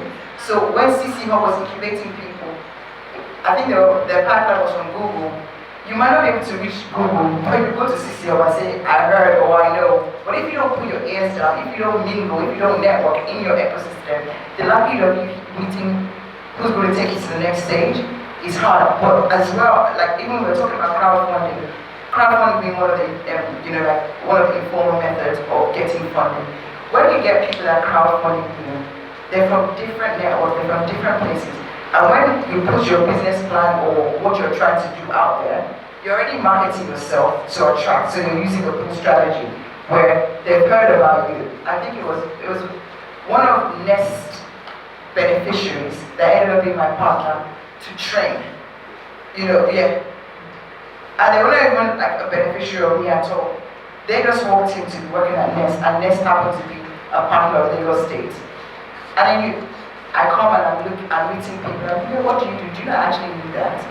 But if you're working at a silo, if you're keeping to yourself, there's no introduction that's going to happen. They're not going to come and meet you in your house. They might, but even Amazon, when he was in his garage, he came out of his garage to go to where he's going. You have to come out. Nike, when he started so we had to carry himself to Taiwan or Japan or wherever he went to do. But you need to be out there. You need to let people know what you're doing. You need to also have like a personal brand. And I also think that oftentimes we expect so much from founders, where they've just found an idea and are working on it. You also need to make sure that people on your team are strong but you're weak. So you might not be a communicator, but you need someone that can communicate. You might not be a salesperson. Sales is important. You need someone to go and sell that idea outside. Like someone that can brand you so that you're walking around. I remember when I started, Nest was one of my, should I say, branders. at, they're my partner, but it's like, oh, they'll keep encouraging, please, we need you to come and speak to the ecosystem. We need you to come and do this for the ecosystem. By virtue of doing that, people then knew about me. But I started fresh. I wasn't in the ecosystem already. I was very quiet in the ecosystem. But then what I needed for my next stage was to be out. I hope that answered the question, actually. I would love passion incubator, because that's one of our partners as well, or my previous partners. Thank you. That just reemphasizes the initial conversation when Mr. Blank said, spread your reach. You can't work in silos and expect things to reach you inside your bedroom. What in the world? We have two more questions, actually 3 more questions. Please, 2 minutes. 2 minutes, so like question and answer. My name is Oscar. The question I want to ask is in the area of getting an incubation. Like, let's say, when is the stage that you reach, then you will be eligible for incubation? Like, is it after you have built the MVP? Yes. Technically, I think it all depends. It's on the incubator you're going to. So what's the criteria for the incubator you're going to? So you might go to an incubator that expects you to have X, Y, Z. You should have signed up. You should have registered your business. You should have gotten MVP before we incubate you. You should have gotten 10 customers, paying customers. I think that question is quite wide because it depends on the incubator that you're going into. It really is. Most like Mr. Banks had said, for you to be incubated, you have to approve your concept. Yeah. But guess what? Lagos Innovates, they want you just the ideation. Yeah. They just want you to have the idea and they're ready to work with you to get to MVP. Which is why I said they did, like, conventionally you're supposed to have gotten a proof of concept. Yeah, so I would just say, think about having proof of concept, but don't close your eyes to other people providing you starting an ideation, because they might, like Lagos Innovates will take you as ideation and incubation. So there are different criteria for different incubators. You just need to know which of the incubators you want to go for and look at their criteria and work on getting to that point. We have one more question from our online participants. What are the lower hanging fruits of public-private partnership participation in funding startups? Hello? Yes, hello. Okay, yes, so what I'm trying to ask is this. How can what are the areas where private sector can work with government to fund startups? I mean, through strategic partnerships between public and private stakeholders. So what are those lower hanging fruits? So for example, you mentioned in terms of supporting innovation hubs and stuff like that. Like, are there others? Because Lagos is an outlier, right? Within the context of how public-private partnerships work in this country, what are the lower hanging fruits that through other ecosystems we can explore? That's what I'm asking. So, if I say, like, okay, Edo jobs, like, as a result of, say, the likes of LSCTF, you now have Edo jobs and the likes coming up. So I think once you, like, again, like a startup, LSCTF was a startup until it reached 6 years or 5 years. So when you prove that it works, and I say this time and time again, if something works in Lagos State, it's very, very easy to port it out to other states. And they've done that. They're now hybrid, like the different types of LSCTFs across Nigeria. So you've shown that it works and it's beneficial to the ecosystem. Some of them have changed. So even in Calabar, I think they've done something different. Ekiti, they're doing like specifically to just the digital ecosystem. Accurate, same thing. So those, I think, the local hanging fruits is where you see it work.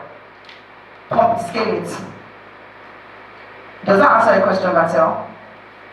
Or you're looking for real money? Yes, it does. So what I understand you're saying is everyone has to find a way around how they would achieve that, and then find what works and then scale it, right? No, that's not what I'm saying. I'm saying, like, the examples I gave, like Lashrick and LSTF, okay, right? That's just speaking to Lagos State.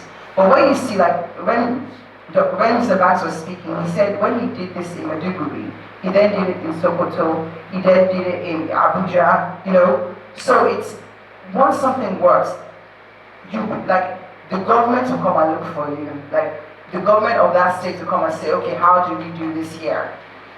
but if it's suitable for them. Sometimes you have to go in there and create it. So you have the likes of Mr. Banza is really interested in it, and he's going to go. I've done it in Maiduguri, I think you need it in Sokoto. I've done it in Sokoto, I think you need it in Abuja. Yeah. So let me. Okay, that's all right now. Thank you. Let me attempt also to help, right? I think if you look at the basic needs of many ecosystems and startups, it helps you know which government agency to partner with. Say, for instance, access to internet or digital stuff. If we speak to, say, a NITDA or a Lagos ICT Development Agency, if there's one, they can help to support to say, look, you as a private company would like to partner with Lagos State to be able to provide digital access for startups. This is your voucher, this is this. The infrastructure voucher that LSCTF is having for office space, that's another partnership. If you look at, say, maybe access to market, for instance, if you as a venture can help the government create another platform or process to help other smaller businesses access something, maybe pay their taxes, access loans, or speak to a mentor or something. Those are the kind of things you work. So you find a few government agencies partner with Microsoft to do 1,000 or 100 and something thousand digital skills development. You find the government also partner with banks to do access to loans for either agriculture or something. So I would say that if you look at the infrastructure gaps available in wherever ecosystem you want to go to, either on a state-wise or a national-wise or a regional-wise or continental-wise, then you know who to speak with, either as the government agency or something, right? Thanks. Thank you very much. We have the final question for this session, and we move on to the next one. Thank you very much. So because ECA is like a key player in Akure, I have conversations with lots of young people. So I'm asking this question for the sake of the guys that from Akure Tech Hub that are joining. How do you manage, trying to look for the right word to use now, investors who are, you know how because you're in the grassroots and they think that they are doing you a favor, some way they are doing you a favor, but then it still looks like because I am giving you this, you do not have another option, so you have to spend the money this way. So how do you manage investors who are overbearing and like really insistent on you have to do it in a particular way that sort of negates the whole point of getting the fund in the first place? That was what I think I touched on it, but you need to make sure that when you're taking money, you know the type of people you're taking money from, one. Yeah, like, it's not every investor that you're going to take their money. And once you take the money, you have an agreement on what the investment is. Unfortunately, once you have people's money, you have to, if they say jump, they're going to say, the truth is, it doesn't matter if you're grassroots or you're not grassroots. The point of the matter is, you had a business that was attractive to them. Do you want that business to thrive, or you want that idea, that startup to blow? Using the terminology of, you want it to scale, you want it to be what everyone in Nigeria, what everyone in Africa, what everyone on the continent is using, but you need the money. Now where are you going to get the money from? So even an investor is going to give you that money. That's why I'm emphasizing, be careful who you take money from. And make sure it's at the point you need money, you're taking money, because you might take money that will derail you from what you're actually trying to do. But at that point, you already signed a contract. Some startups, co-founders have lost their startups to their investors because of that. So alignment in your objectives, your type. And I said normally, me sitting as an investor, and that's just by the virtue of the person I am, I want to know that the idea is good, but I'm usually investing in the person as opposed to the idea. The idea is secondary. So when you are taking money, look at the person or the entity in which you're taking the money from and make sure it's in alignment with you and where you're going. I hope that answers your question. Thank you. So another thing also again is, anybody that's bringing funds into either your organization, your project also has an agenda. So at all points, please try to understand what the person is interested or what the investor is interested. If there are blueprints or a TOR or terms of reference or whatever they call those documents that need to be written, please itemize it and agree, both of you should agree on it. If you need to catch up every week or every 2 weeks, please make sure you catch up. Communication is very key when it comes to investor relationship, right? Investors don't know everything. They might have an idea maybe from a few friends and clubs and everything. Again, you as a listener need to help them understand how it works, not to argue whether it will work or not. And many times if investors or rather financiers or funders insist that this is what they want, then you need to make it clear, okay, that this is how we can do it, possibly for you with a backup on whatever works or does not work, because at the end, it will still fall back to you on why the project do not work. So if you want to keep a partner, you have to listen. Like Iri said, if they say jump, it's how high. It's not whether you cannot jump or not, it's how high, because boy, hard to get money. So if they give you, just listen, it won't kill you, right? I mean, we've had projects where halfway, it looked like it was not going to work the way we wanted it to work. And investors are like, so you should go this way. And we say, bros, if we go this way and see what is going to happen here, but we can test so you can see. And they insisted and they tested and it didn't go right. But thank God we always had we always have a backup plan on why something works. So please always try to keep investor relationship, right? Communicate. If you are supposed to send out reports, please send reports based on challenges and and what what is happening in the ecosystem. It's always good to talk, with your investors. They're not from planet Mars, are they? They're also human. Yeah. Thank you. Thank you so much. Thank you, Ira.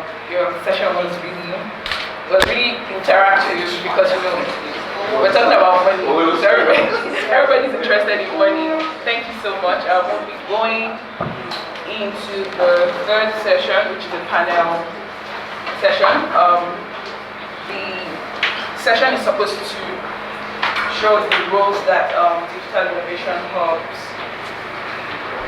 perform in the innovation space. And so we'll be inviting 3 startups, and we're supposed to have 2 hub representatives, but we have just 1, and we'll go on because we're not going to wait for the other hub representatives here. I'd like to invite Amarachi from MEND to come up. We have Mike from Cashbody, we have Ibrahim from VX Creative, and Joba from the Nest Hub. Our landlord would speak. Please put your hands together as you come forward. My name is Adonai Paris. What we do is very simple in digital industry. We help start businesses with marketing, creative activities, go-to-market approach. And we also have digital skills training as well alongside that.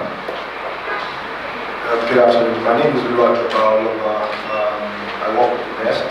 And the Nest, we help entrepreneurs, startup founders, enter markets, give them soft landing, and make their life easy. Hi everyone, my name is Michael Tonga. I am the co-founder and CEO of Cashbody. And what we do at Cashbody is we simplify payments and reward to Africans. You can easily make local reward and payments or international reward and payments with Cashbody. Thank you. Hello everyone, my name is Machuka Mamachi. I'm the founder of MedHQ. At MedHQ, we are automating property management. So we help property owners and their residents, including property managers, automate property management, including maintenance. And we're also trying to make sure that tenants can pay rent instrumentally, give them that grace period they're looking for. Thank you. Joa, please just hold on to the microphone because I'm going to start with you. You mentioned that Nest is giving startups soft landing. You're giving them access to market. How do you go about finding the right startups to get into your ecosystem? Okay, let me start from here. So entrepreneurship is already tough in Nigeria. And as much as possible, what we've noticed is there are roles government institutions that originally should play, infrastructure. We started the Nest by having a space where friends just come to us, they need internet, they need power. We all sit down and do. At that time in Yaba, you hardly found a place where you can sit down, have business talk. The other go to Mr. Pleasant or Ozone and a lot of noise. And we just thought about it like, okay, if government is not doing it, how do we bring that kind of play where everything is fused into one? We have a boardroom, we have a training center. To train that time is probably very difficult to have a training center, and it's extended to entrepreneurs. How do they come in? Where we give them our desk, they pay, they can work, or we partner with an institution like LSCTF and they use the voucher. A lot of times, two typical ways we do. One is, of course, we market to the public. These are the offerings possible within this space. If you're a founder, you need a space to work, you need this kind of facilities, you can come in. The second way is we deliberately run programs where we can spot some of them and also extend that kind of offerings to them. So, for instance, we run like the Foundry, where we train founders and SMEs, not just tech founders now. How do they use technology to scale their business? When we see some that are very good and they need that kind of support with help of partners also, because it has to be paid for, then we can invite them and over a period of time we give them that space and support to use. Thank you very much. Amarachi, I know your business, as it were, seems like when we talk about tech, we talk about startup, and then you bring the real estate mix into it. It feels like, is it really a tech business? What exactly are we doing here? But if you can just share with us some of the support that you've received from Obolo Global and how they've helped you to expand and move your business forward. All right. When I started, I worked mostly, right? Aside being a startup founder, front-end dev and UI designer. So I and my team, we work remotely, and so my teammates, they're not even in Lagos. So when I got this voucher from Obolo, so it helped me to at least have a workspace where we meet at least once in a week to discuss about progress, because trust me, working remotely is very sweet and awesome. But when you meet in person, you get things done faster, because I like it fast. Like, okay, let's roll it out. Let's test this. At least having a place where we meet to discuss our progress, our milestone, has helped my entrepreneurship journey. Secondly, Obolo also helped me with connecting with facility managers. So that way, I've been able to at least meet my first customers. I've been able to listen to their needs. That have also helped me to attract my product, to understand what they really want and what they don't want. Yes, so at least these are the two basic things or major things I've benefited from. Thank you very much. Ibrahim, do you want to share what your experience has been with that? Yeah, so I think that I'm one of the beneficiaries of this establishment Nest, because aside me being aside Mr. being my landlord and all like that, I feel like the community here has been amazing. The support is out of the world. The support we receive as entrepreneurs is exclusive. And there was a time I was looking to file tax returns and all like that. With just a simple mention of it to the head of operations, she just referred somebody to me, and I was able to get that. And that was possible because of the community. We have here at Nest. So the support is top notch. I mean, I've gone to a lot of workspace in Lagos. I think I've mentioned it there as well. So it's the Nest has given me that sense of support, community, and at the same time opportunities as well. I mean, I can't count the number of opportunities that the Nest has opened up for us here as entrepreneurs. Like, oh, there's this thing happening here. Can we take advantage of it?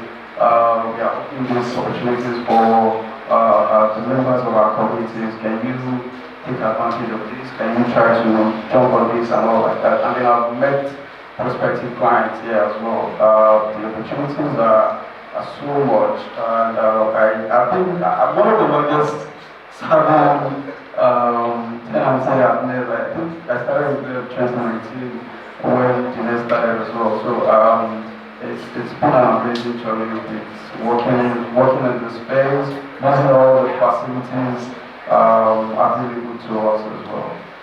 Thanks. So I like the fact that the conversation that we've been having, like the feedback we've been getting from the startup, we haven't gotten to the finance part, like it's the support, community, access to customers. Do you have similar stories to share, Mike? And please feel free to add the money part. There's no way the money is at. Okay, so we joined Opolo in 2020, and that was when Opolo organized the Opolo Innovation Challenge. And it's quite funny because when we joined Opolo, it was just more like it was only cash money. And as a startup founder, I remember that very day after the whole program, and we came first. We were so curious, and because of the fact that there was this English woman, and as founders, when you are expecting funding, and you see white people, your own already behind that. Oh, they are definitely affecting it like this time around.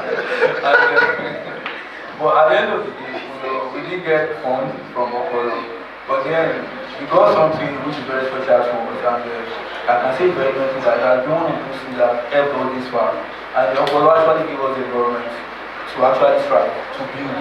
Yeah, oftentimes, like you said, it's always easy to work remotely. But when you guys converge at a place, you always realize that even if it's going to take just 2 hours, you realize that you can even build more than you've been building in 2 months. Yeah, because everybody will be available. You'll be able to access what everyone has been doing so far. So Opolo gave us that environment to try. And I can remember a couple of nights that we'll be sleeping at Opolo just to build products. Yeah, in fact, one of our products that we build is called Cash Card. And that's the product that's very unique to Cash Money. Out of all the products we build, that's one special product we can say, okay, we build this one 100%. We own, that's what we own right to do. But then, you get what it's something that we built, and it was built at Opolo. And Opolo also gave us the environment to meet people. Personally, we're talking to Dr. Shegwa, the president of the Fintech Association of Nigeria. We sat down with Bob, and it was a very good listener. Looking at his reputation in the fintech space for someone like that to listen, oftentimes as a startup founder, it's not always money. There are something that you get and you begin to look at it like, really. So, imagine sitting with Dr. Shegwa and listening to you. And also, everybody at Opolo, the fintech association, some of them, they helped us to validate what we were building. In fact, when we entered Opolo, it was October we were building them. We were also building Cash Money website. October is like a loan facility for SME. Yeah, okay, instead of going to the market, don't worry, we'll bring this to you and pay back after sales. So, but when we joined Opolo, we now realized that, October might not really, Cash Money might work. Let's use the opportunity. And the Opolo never said, when we guys admitted to it was October you were building. The listings were, in fact, Opolo known us as Cash Money more than the October that he had told us for in the first place. And that has not been so significant. And also office space. Yeah, Opolo is still our office address, even though we have our office now. We didn't get money from Opolo, but last year we raised about $150,000, and I can see because of the fact that Opolo actually gave us the environment. Though the investment didn't come through Opolo, Opolo has no association with investment. But then they gave us the environment for us to build, and that actually helped us to reach out to those people that are there. Thank you very much for that robust compilation of your experience with the hub. My next question is for you, Jomba. A lot of times, what startups come to you goes first to that, maybe want to know and you listen to them. And how do you decide who gets the money, who gets through one of our programs, or how figure out a way to help them out through your ecosystem, your network, and all that? How are you able to separate that? Because a lot of times people come have a very interesting guests, interesting setup, interesting ideas, and then they want money. They don't want to hear, oh, come and sit down and use our co-work space. How are you able to maintain the relationship with those people and still help them regardless of you not providing them with finance? Yeah, thank you. So, this is experience over 10 plus years, right? Luckily, even before the nest, I have a legal background and advise businesses. I do business development.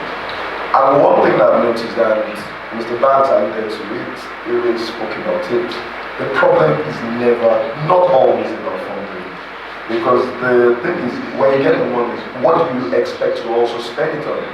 And that's where a place like the Nest comes in. So, if you're looking for money for space or we have positioned ourselves to partner with a whole lot of other service providers, companies or institutions, network, that as much as possible, when the startups, when they come, the thing they're looking for, it becomes our responsibility. And that's why it's an ecosystem. And that's why everybody needs to start thinking that way. I can't just say, oh, I have a training center, I have a workspace, and it stops there. And that's why, if I'm going to introduce the Nest, I don't say, oh, the Nest is a co-working space. It isn't. It's an enabler, it's a community.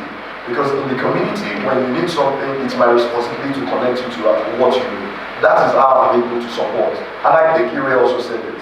Because we need to meet Microsoft, and I'm like, okay, I've broken the meeting. The meeting has cost me something. I've invested in Microsoft. I've taken that person to lunch. I've listened to the person. I've attended their event. So don't look at it like, oh, Shebi is just a mail. It's not just a mail. It's a relationship that's been built. And those are the benefits you can derive from communities and clusters like this. So as much as possible, we look at it, we analyze it. If it's money, then it's money. Then it's I see who are the funders that I have, what are the kind of partnerships we have that we can easily plug into. We have a relationship with a number of them. Personal relationship, but also organizational relationship, traction, personal relationship with like a gold shop, a group of angel investors. Some of us also invest. Internally. So if it's funding, then we do. If it's ideation, then we probably, push you into a program. Okay, tweak this kind of thing. Sometimes it's mentorship. It's just that clarity. It's really not about money. It's just that ability to monetize what you have, to increase your runway, then scale your product. And again, it may just be jolly good fellow. Just need to be in that space, see other people do things, and So I think there's really no specific model. It's like a bespoke kind of operation based on engagement with the startup. You see what they need, then we do. If we feel that they're still very green, then probably run through like the foundry. By the time you complete the cycle, other mentors come in, people speak to you, then you're able to really see the next stage you want to do or what you need to get done. Thank you so much. I know that we're fast end of today's schedule. I'd like to take 2 questions from participants. If you have any questions for the Nest or any of the startups here, please signify by raising up your hands and we'll take your question. Thank you. I think we're good.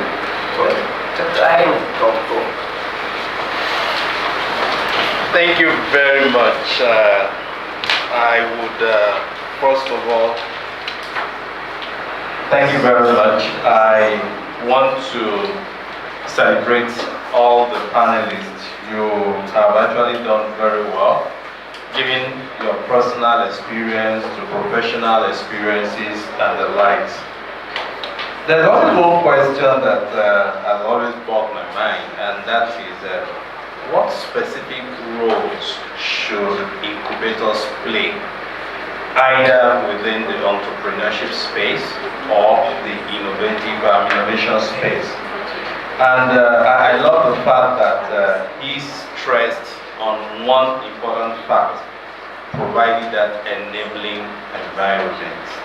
So any of the 3 panelists can actually answer this question from me, whether Ibrahim or my tech gurus in finance and in properties. What were actually your expectations when you were coming into these incubators that you've actually mentioned? You know, sometimes I relate with students and the first thing they tell me on campus is the incubators don't have what we want, blah, blah, blah. And I said, there's internet, the space is lovely, the facilities are fine. And oftentimes you keep telling me, yo, you've not met our expectations.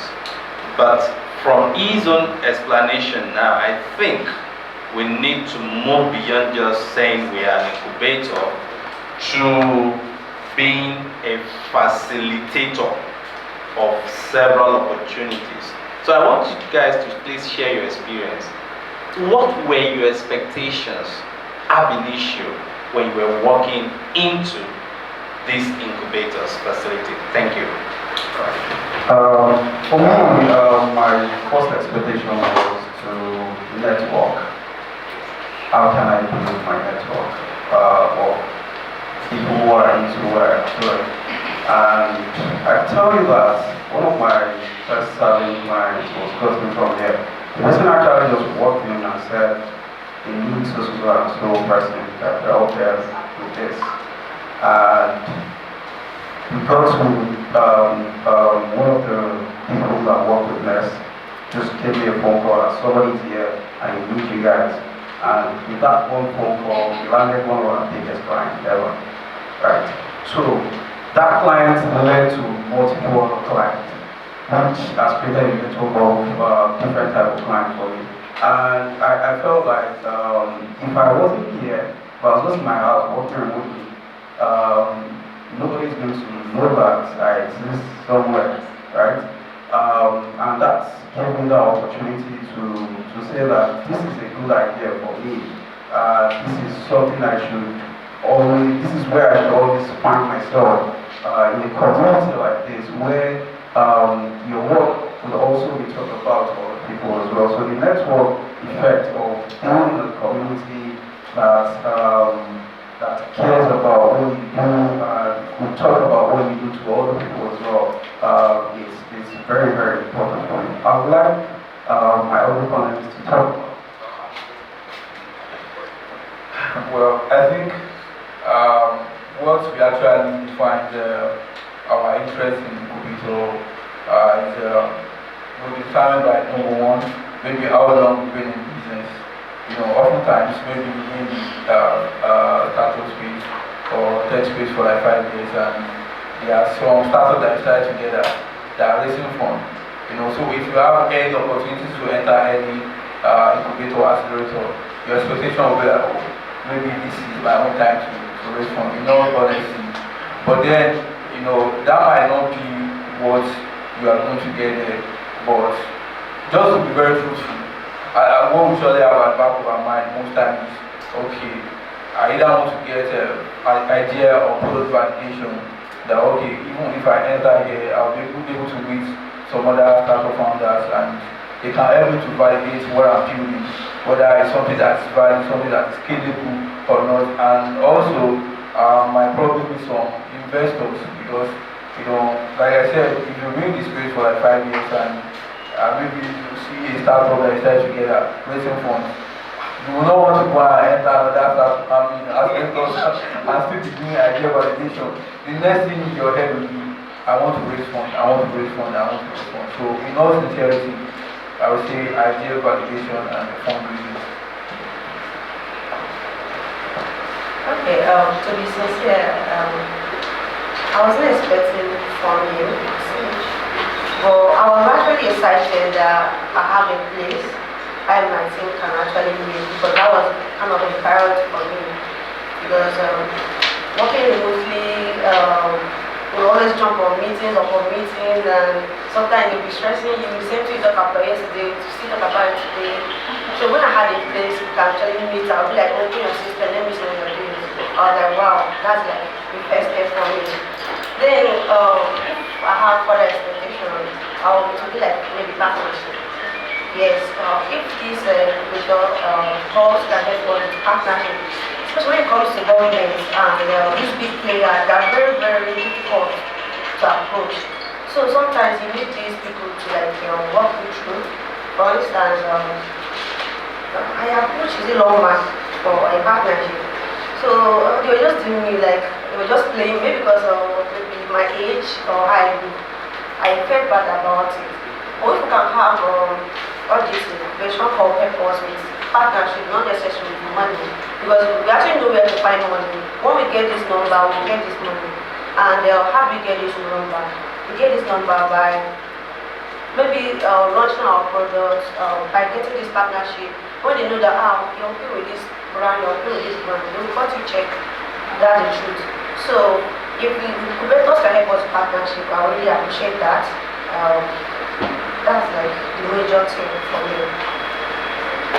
Thank you very much. I'd like to just wrap this session up by emphasizing that I like the description that Jova gave when describing innovation hubs. Let's look at them as enablers, right? And it has been shared across from some of the other speakers this morning that as a startup, your problem is not necessarily funding from the start, but what the hubs offer in terms of providing access to market, mentorship, getting the person that can cut you that check, because it might not be the hub that would necessarily do that, but just acting as a matchmaker within the ecosystem. I think that's one of the very important roles that the hubs play in the ecosystem. And as a startup founder, try to, like has been shared, spread yourself, don't work in silos, make people engage, know where it is happening, because you can't just keep building and saying that, oh, I'm building by myself, I don't want anyone to steal my idea, you're not sharing with the right people, because like, your idea will be an idea on paper or on your computer if you don't bring it out to people who can help, who can enable your business to grow. Thank you very much, our panelists. It's been lovely speaking with you. Most of the things I was going to talk about, Mr. Banks has spoken about it, and Iriayo and Dr. Ayo. So I'm not going to waste our time. But again, I can't even get my notes. But again, I'll just from experience so far, and I like how the build-up has been. So we started from Dr. Van's ideation, what are the ideas, what are the things expected of the man. I'm giving you Dr. Shan. You know, and that's where it starts from for the ecosystem. Where is the mind, where is the product, what are you planning to do, what problem are you trying to solve? To putting a structure to it. What are the roles of institutions, of let's say for instance like the government, the all that stuff. And I will be speaking about when all these things come together and you want to do it. Who are the players? What are their roles? You know, how do we bring it into make it tangible? It's just a conversation, to be honest. Things that can resonate with us, things that we've seen. We started in Yaba 2010, right? And we've seen the ecosystem grow and change. And that has also informed how we approach some of the things we're doing. They've overflowed the bits of the ecosystem. What's the ecosystem? The government, they have the role to play, the startups, the founders, the hubs, the investors, right? Different clusters, the foreign boys with the money. But at the end of the day, something is critical. We're all trying to solve a problem that ideally the government plays a huge role in solving. But because again, the government has failed, and not speculate in Nigeria, you know, it's like that in a lot of economies. It becomes important for us or service providers to actually provide these things in helping, because the goal is one thing. How do we help the whole ecosystem? And that's what has informed our own posture to it. I'm very happy Rio is there. They were one of the first set of people to actually bring the ecosystem together in Lagos. Initially, I'm not going to mention names. Initially, we saw a fragmented ecosystem where program will be happening there. If you are not part of the circle, you don't know anything going on, right? But what we forgot is that it's really not about lone shining. It's about the ecosystem. How do we build something that is long-lasting, that transcends the mini small thing we're doing? And fast forward 2015, thereabouts, people started like, man, I'm not doing solo programs. I remember the first girl code academy we had was at Passion, Mid Space. Because again, they opened their door like, okay, you guys have something to do. You want to solve girl education problem in tech. Open the space to us, Mid Space, accommodated us. That also has, better different things we do. One is there, we have a program, easily we call area you had up top, where she brought like 3 ups into this space, spoke to everyone, because we're all trying to solve one thing. Now, I'll be tilting more and I'll be speaking more to the academia, because the truth is, in every sensible economy, the role of the academia is huge, with research and development in what becomes innovative. They're the custodians, they're the people that, when we're going to solve the problems, the ideas start from there.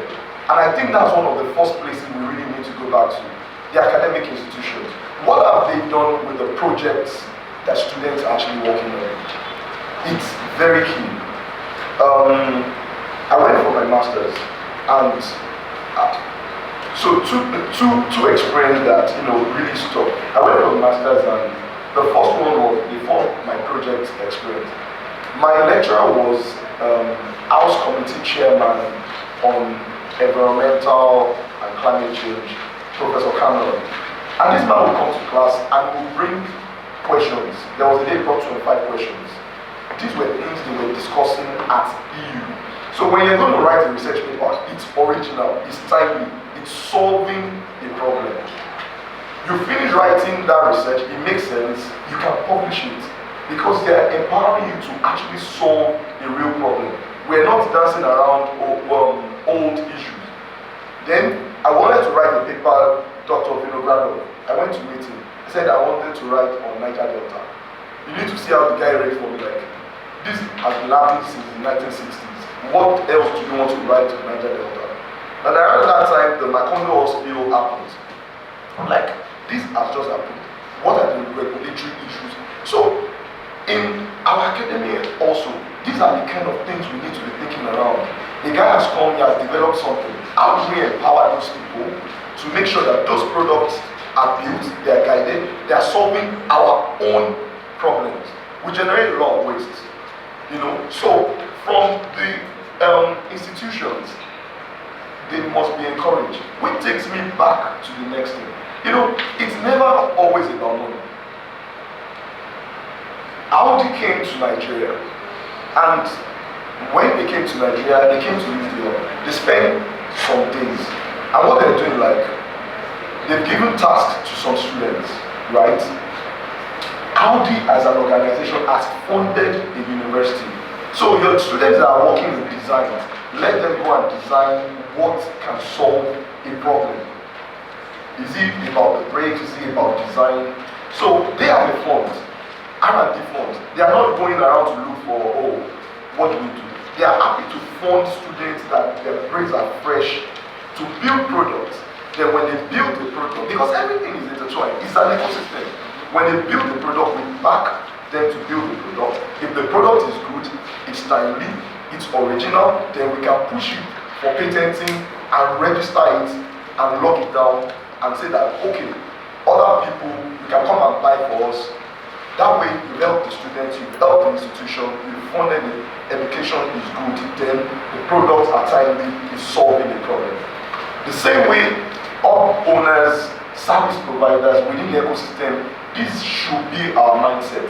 It can never be, it shouldn't be about, let's just do, or there's a fund, let's just start the fund.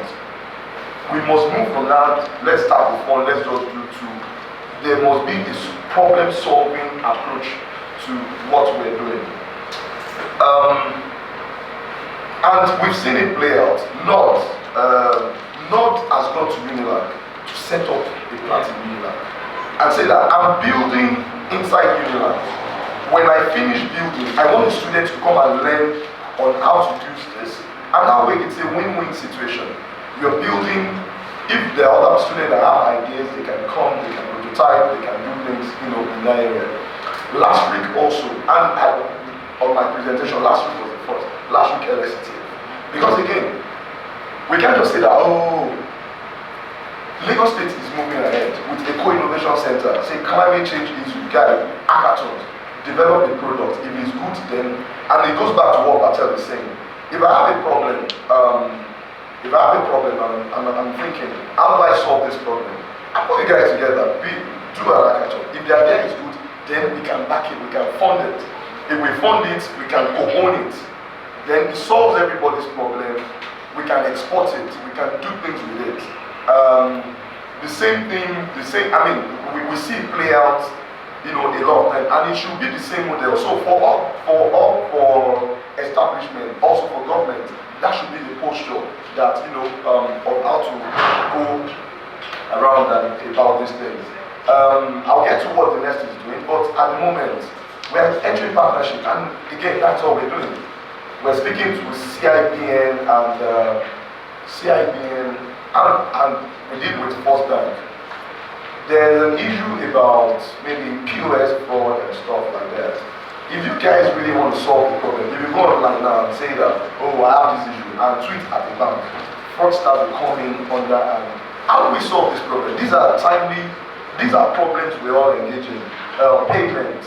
How do we? So it shouldn't just be like a startup. Problem that is facing us, how do we create opportunities out of it? The people that are going to implement the band, how do you fund it? Because again, everything is a cycle. If the customer is happy, the government is happy, also the institutions are happy. Lastly, not wasting our time, at the next, we're taking the same approach. Entrepreneurship, it takes time, like I'm not going to kid you. I got a deal I was showing Iriayo, was it you? No, it wasn't Iriayo. I was showing someone a mail. I chased the company since May last year. And I don't even need them for myself. But what I'm chasing them for is Microsoft. They have global entrepreneurs. They have staff that work within the system. They are happy to work with entrepreneurs. They have funds, they have resources, right?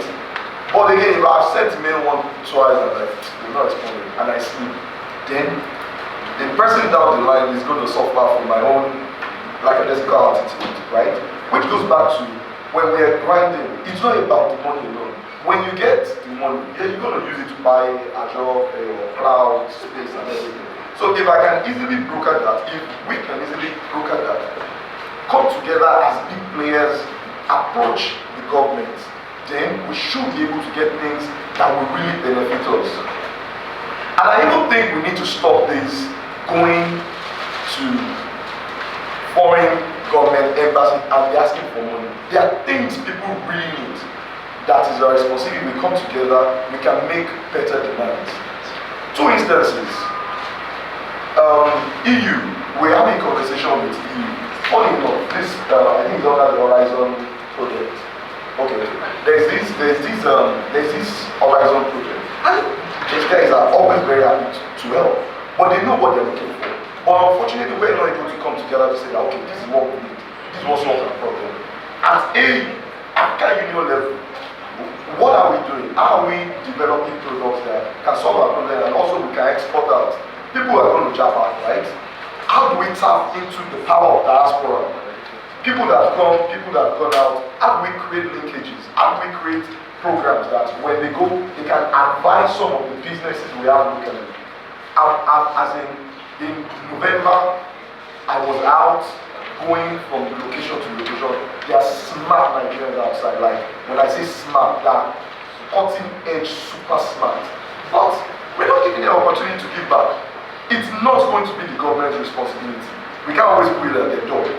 Private institutions, what programs are we creating that those people easily can give back. A lot of them are happy to give back.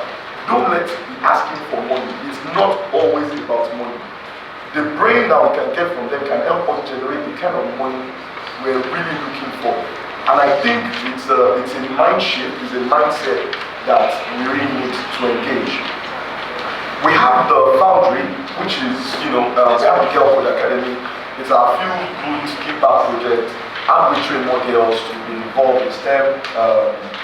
We keep it moving. We've brought like 6 cohorts now. We're happy to do that. As many partnerships, you guys online, as many of you that want support. It's free advertisement. Yeah. We're very happy to push that. We also run the Foundry. What we do with the Foundry is, a lot of time is the startups, is the cash body that gets the 150,000 USD, is the boys that get $2 million. But the real drivers of the economy are the SMEs, the ecosystem, the girls selling trade, the ones selling women, the guys selling butter, the ABBA boys, right?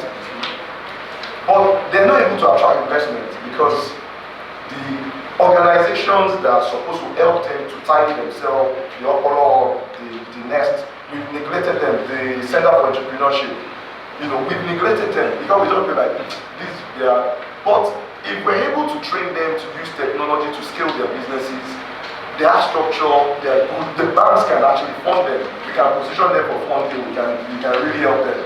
So that's what we've done with the Foundry. Like, okay, let's run course. Let's bring these guys in. We bring experts. We train them over a period of time. We look at them. They give them that bit of hand-holding if they're good. The last area, the other area, sector-specific projects we're working on with the creative sector.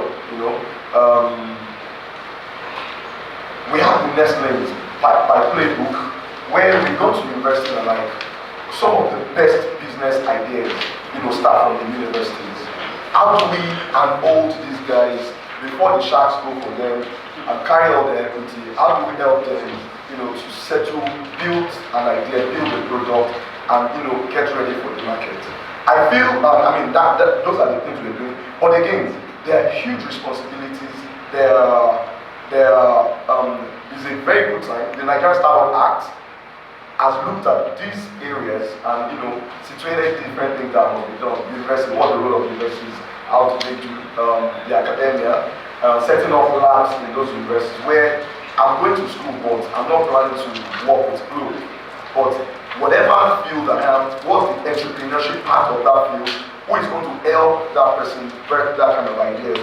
And I feel those are the areas. Lastly, we need to think, and this goes back to you, Dr.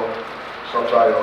Because you're in academia, and I'm very happy, we need more people that on that side come into conversations like this. How do we make sure that, because skills is changing, right? We go to school, we study law, but there's no job. No job. People are taking cameras now. They're creating jobs. When we're growing up, the job they do like God forbid. They are becoming jobs that people are now putting skills and brushing it up and commanding huge money from it. There was a project with FIFA that I was in charge of. They came to Nigeria, they needed to record some things. And I did understand the kind of money and the skill and the opportunity that was in the creative sector. A drone pilot came. All he did was not more than 20 minutes. I paid him 107,000 naira for the 20 minutes. Do you understand? That's in a day. He can do that for as many. So how do we train people within that field? The DOP, like over 320,000 naira. The guy that held the camera to work. So there are huge opportunities in different areas. Back to our institutions, why are we killing the monotechnic? Why are we killing the polytechnic? How do we skill these people? Guess what? People are still going to move. People are going to travel.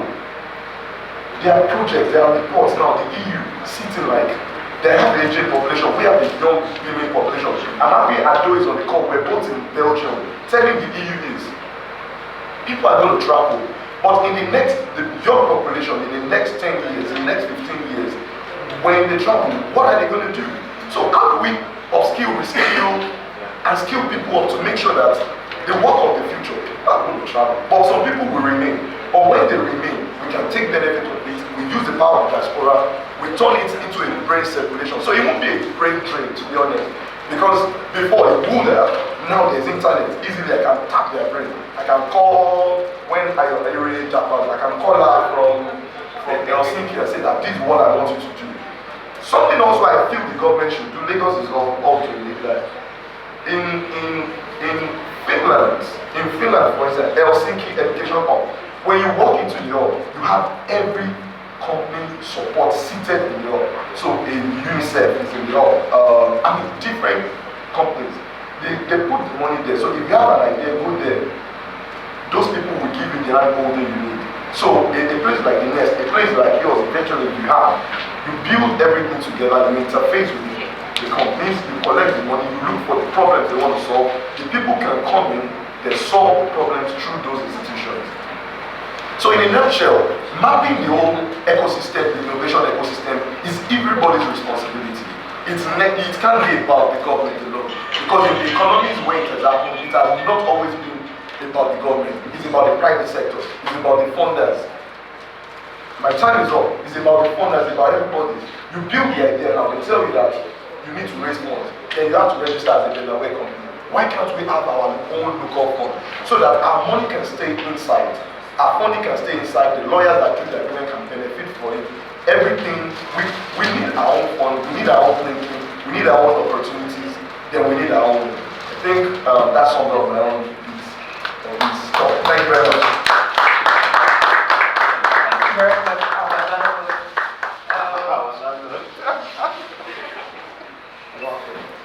Well, we're not going to take questions for this session. I think that it's a summary of all that we've heard today. We'll just go quickly to the group activity, just to show that we participated and we learned one or two things from this session. We're going to split into two groups.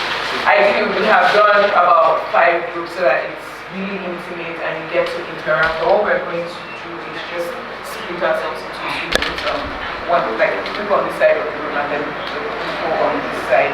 If you look in your folder, you see a sheet that has the instructions. So there's the request for proposal. When you go into your groups, please just read through it. But what we are trying to get is so the information required in your proposal. The proposal should include the key stakeholders. Thanks to Mr. Vance, is giving us a few ideas. So I'm giving the expo, and then we'll know people that were really listening.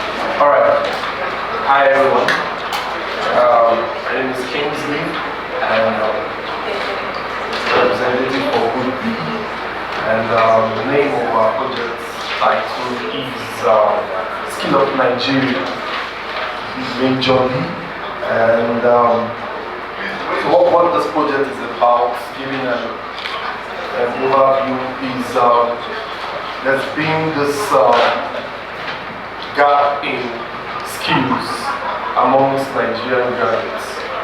So we find Nigerian graduates now, after spending 4 years or maybe about in school, they still graduate and they are not unemployable. And so they lack future skills because while they were in school, They've always learned things that have been of the past, and the world is changing. So that's why this initiative of this project is coming up.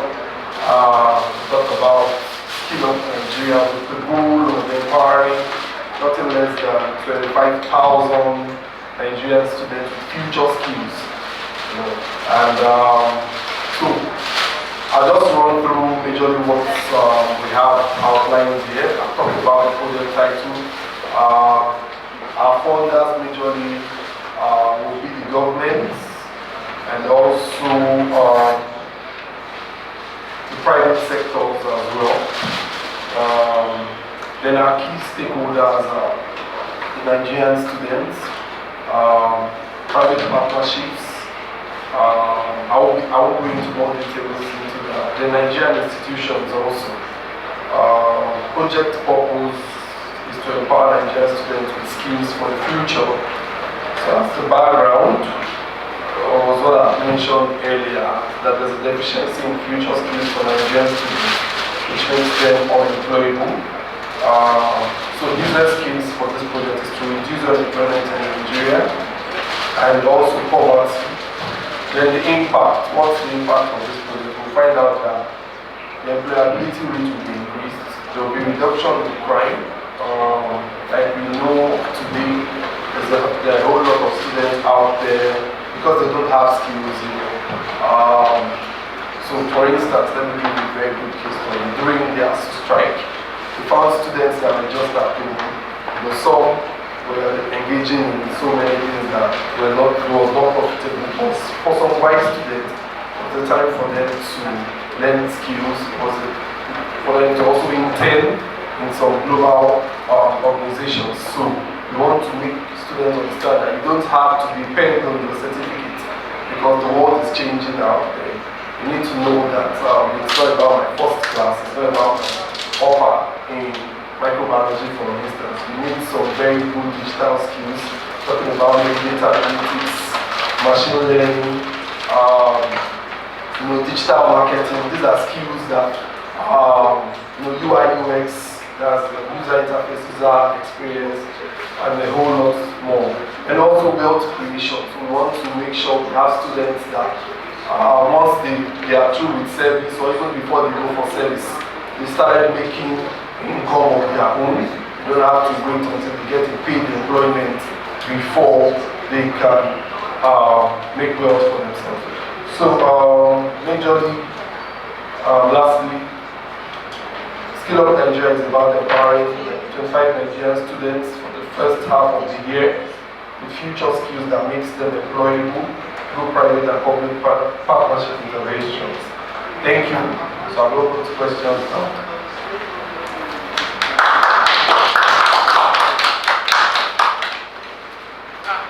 Thank you very much. Do you have any questions for Skill Up Nigeria? Or their project is very clear and I could approve it if we were before that?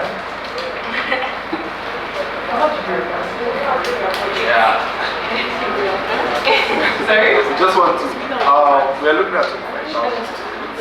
Yeah, well, so how much? Because that's one of the things that I think was mentioned. You need to be specific when you're making a request, you know who you're going to. So now you're looking at UNESCO and the proposals that you're bringing to them, you say we're looking to train 25,000 undergraduates and we need X amount. So you need to be specific in your request.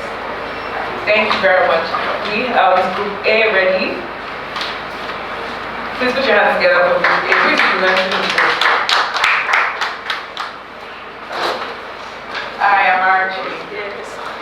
Nice. Welcome. So you present in 3 minutes.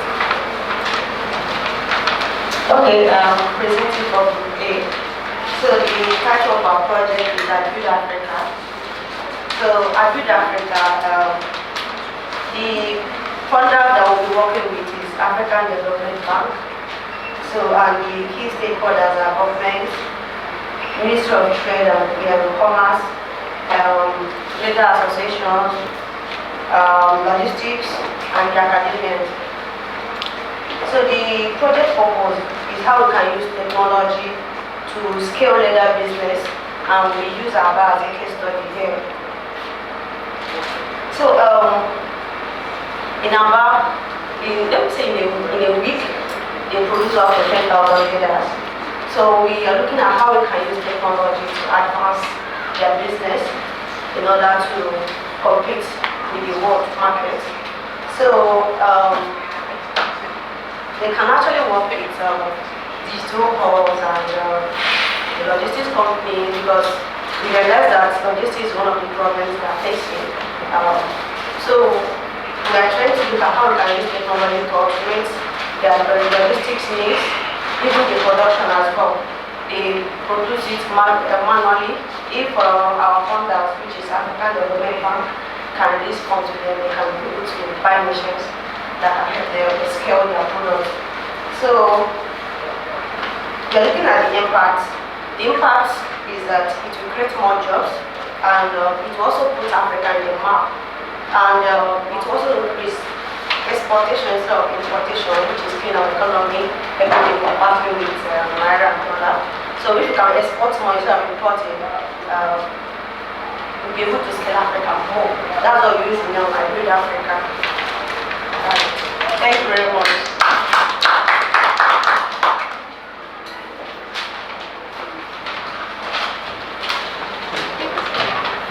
Thank you so much for your presentation. Thank you to the two groups. And I think that we've all taken different lessons out of today's workshop on how we can source for funding for our hubs or ventures, and how we can reach out the funders that we can reach out to and their approach. The conversation doesn't have to end here. I think it's been a fruitful workshop, if you all agree. The conversation doesn't have to end here. Please do not follow ECA, Emerging Communities Africa on social media, and also the AfriConEU project. It's going on up until 2024. If you look behind the program folder, you see that there are other events happening. We have your email addresses. We'll be sending you links for some of the other events that are happening, even with our partners across the continent. We have partners in Uganda, Ghana, and Tanzania. Thank you all for being part of today's workshop. We hope to see you again at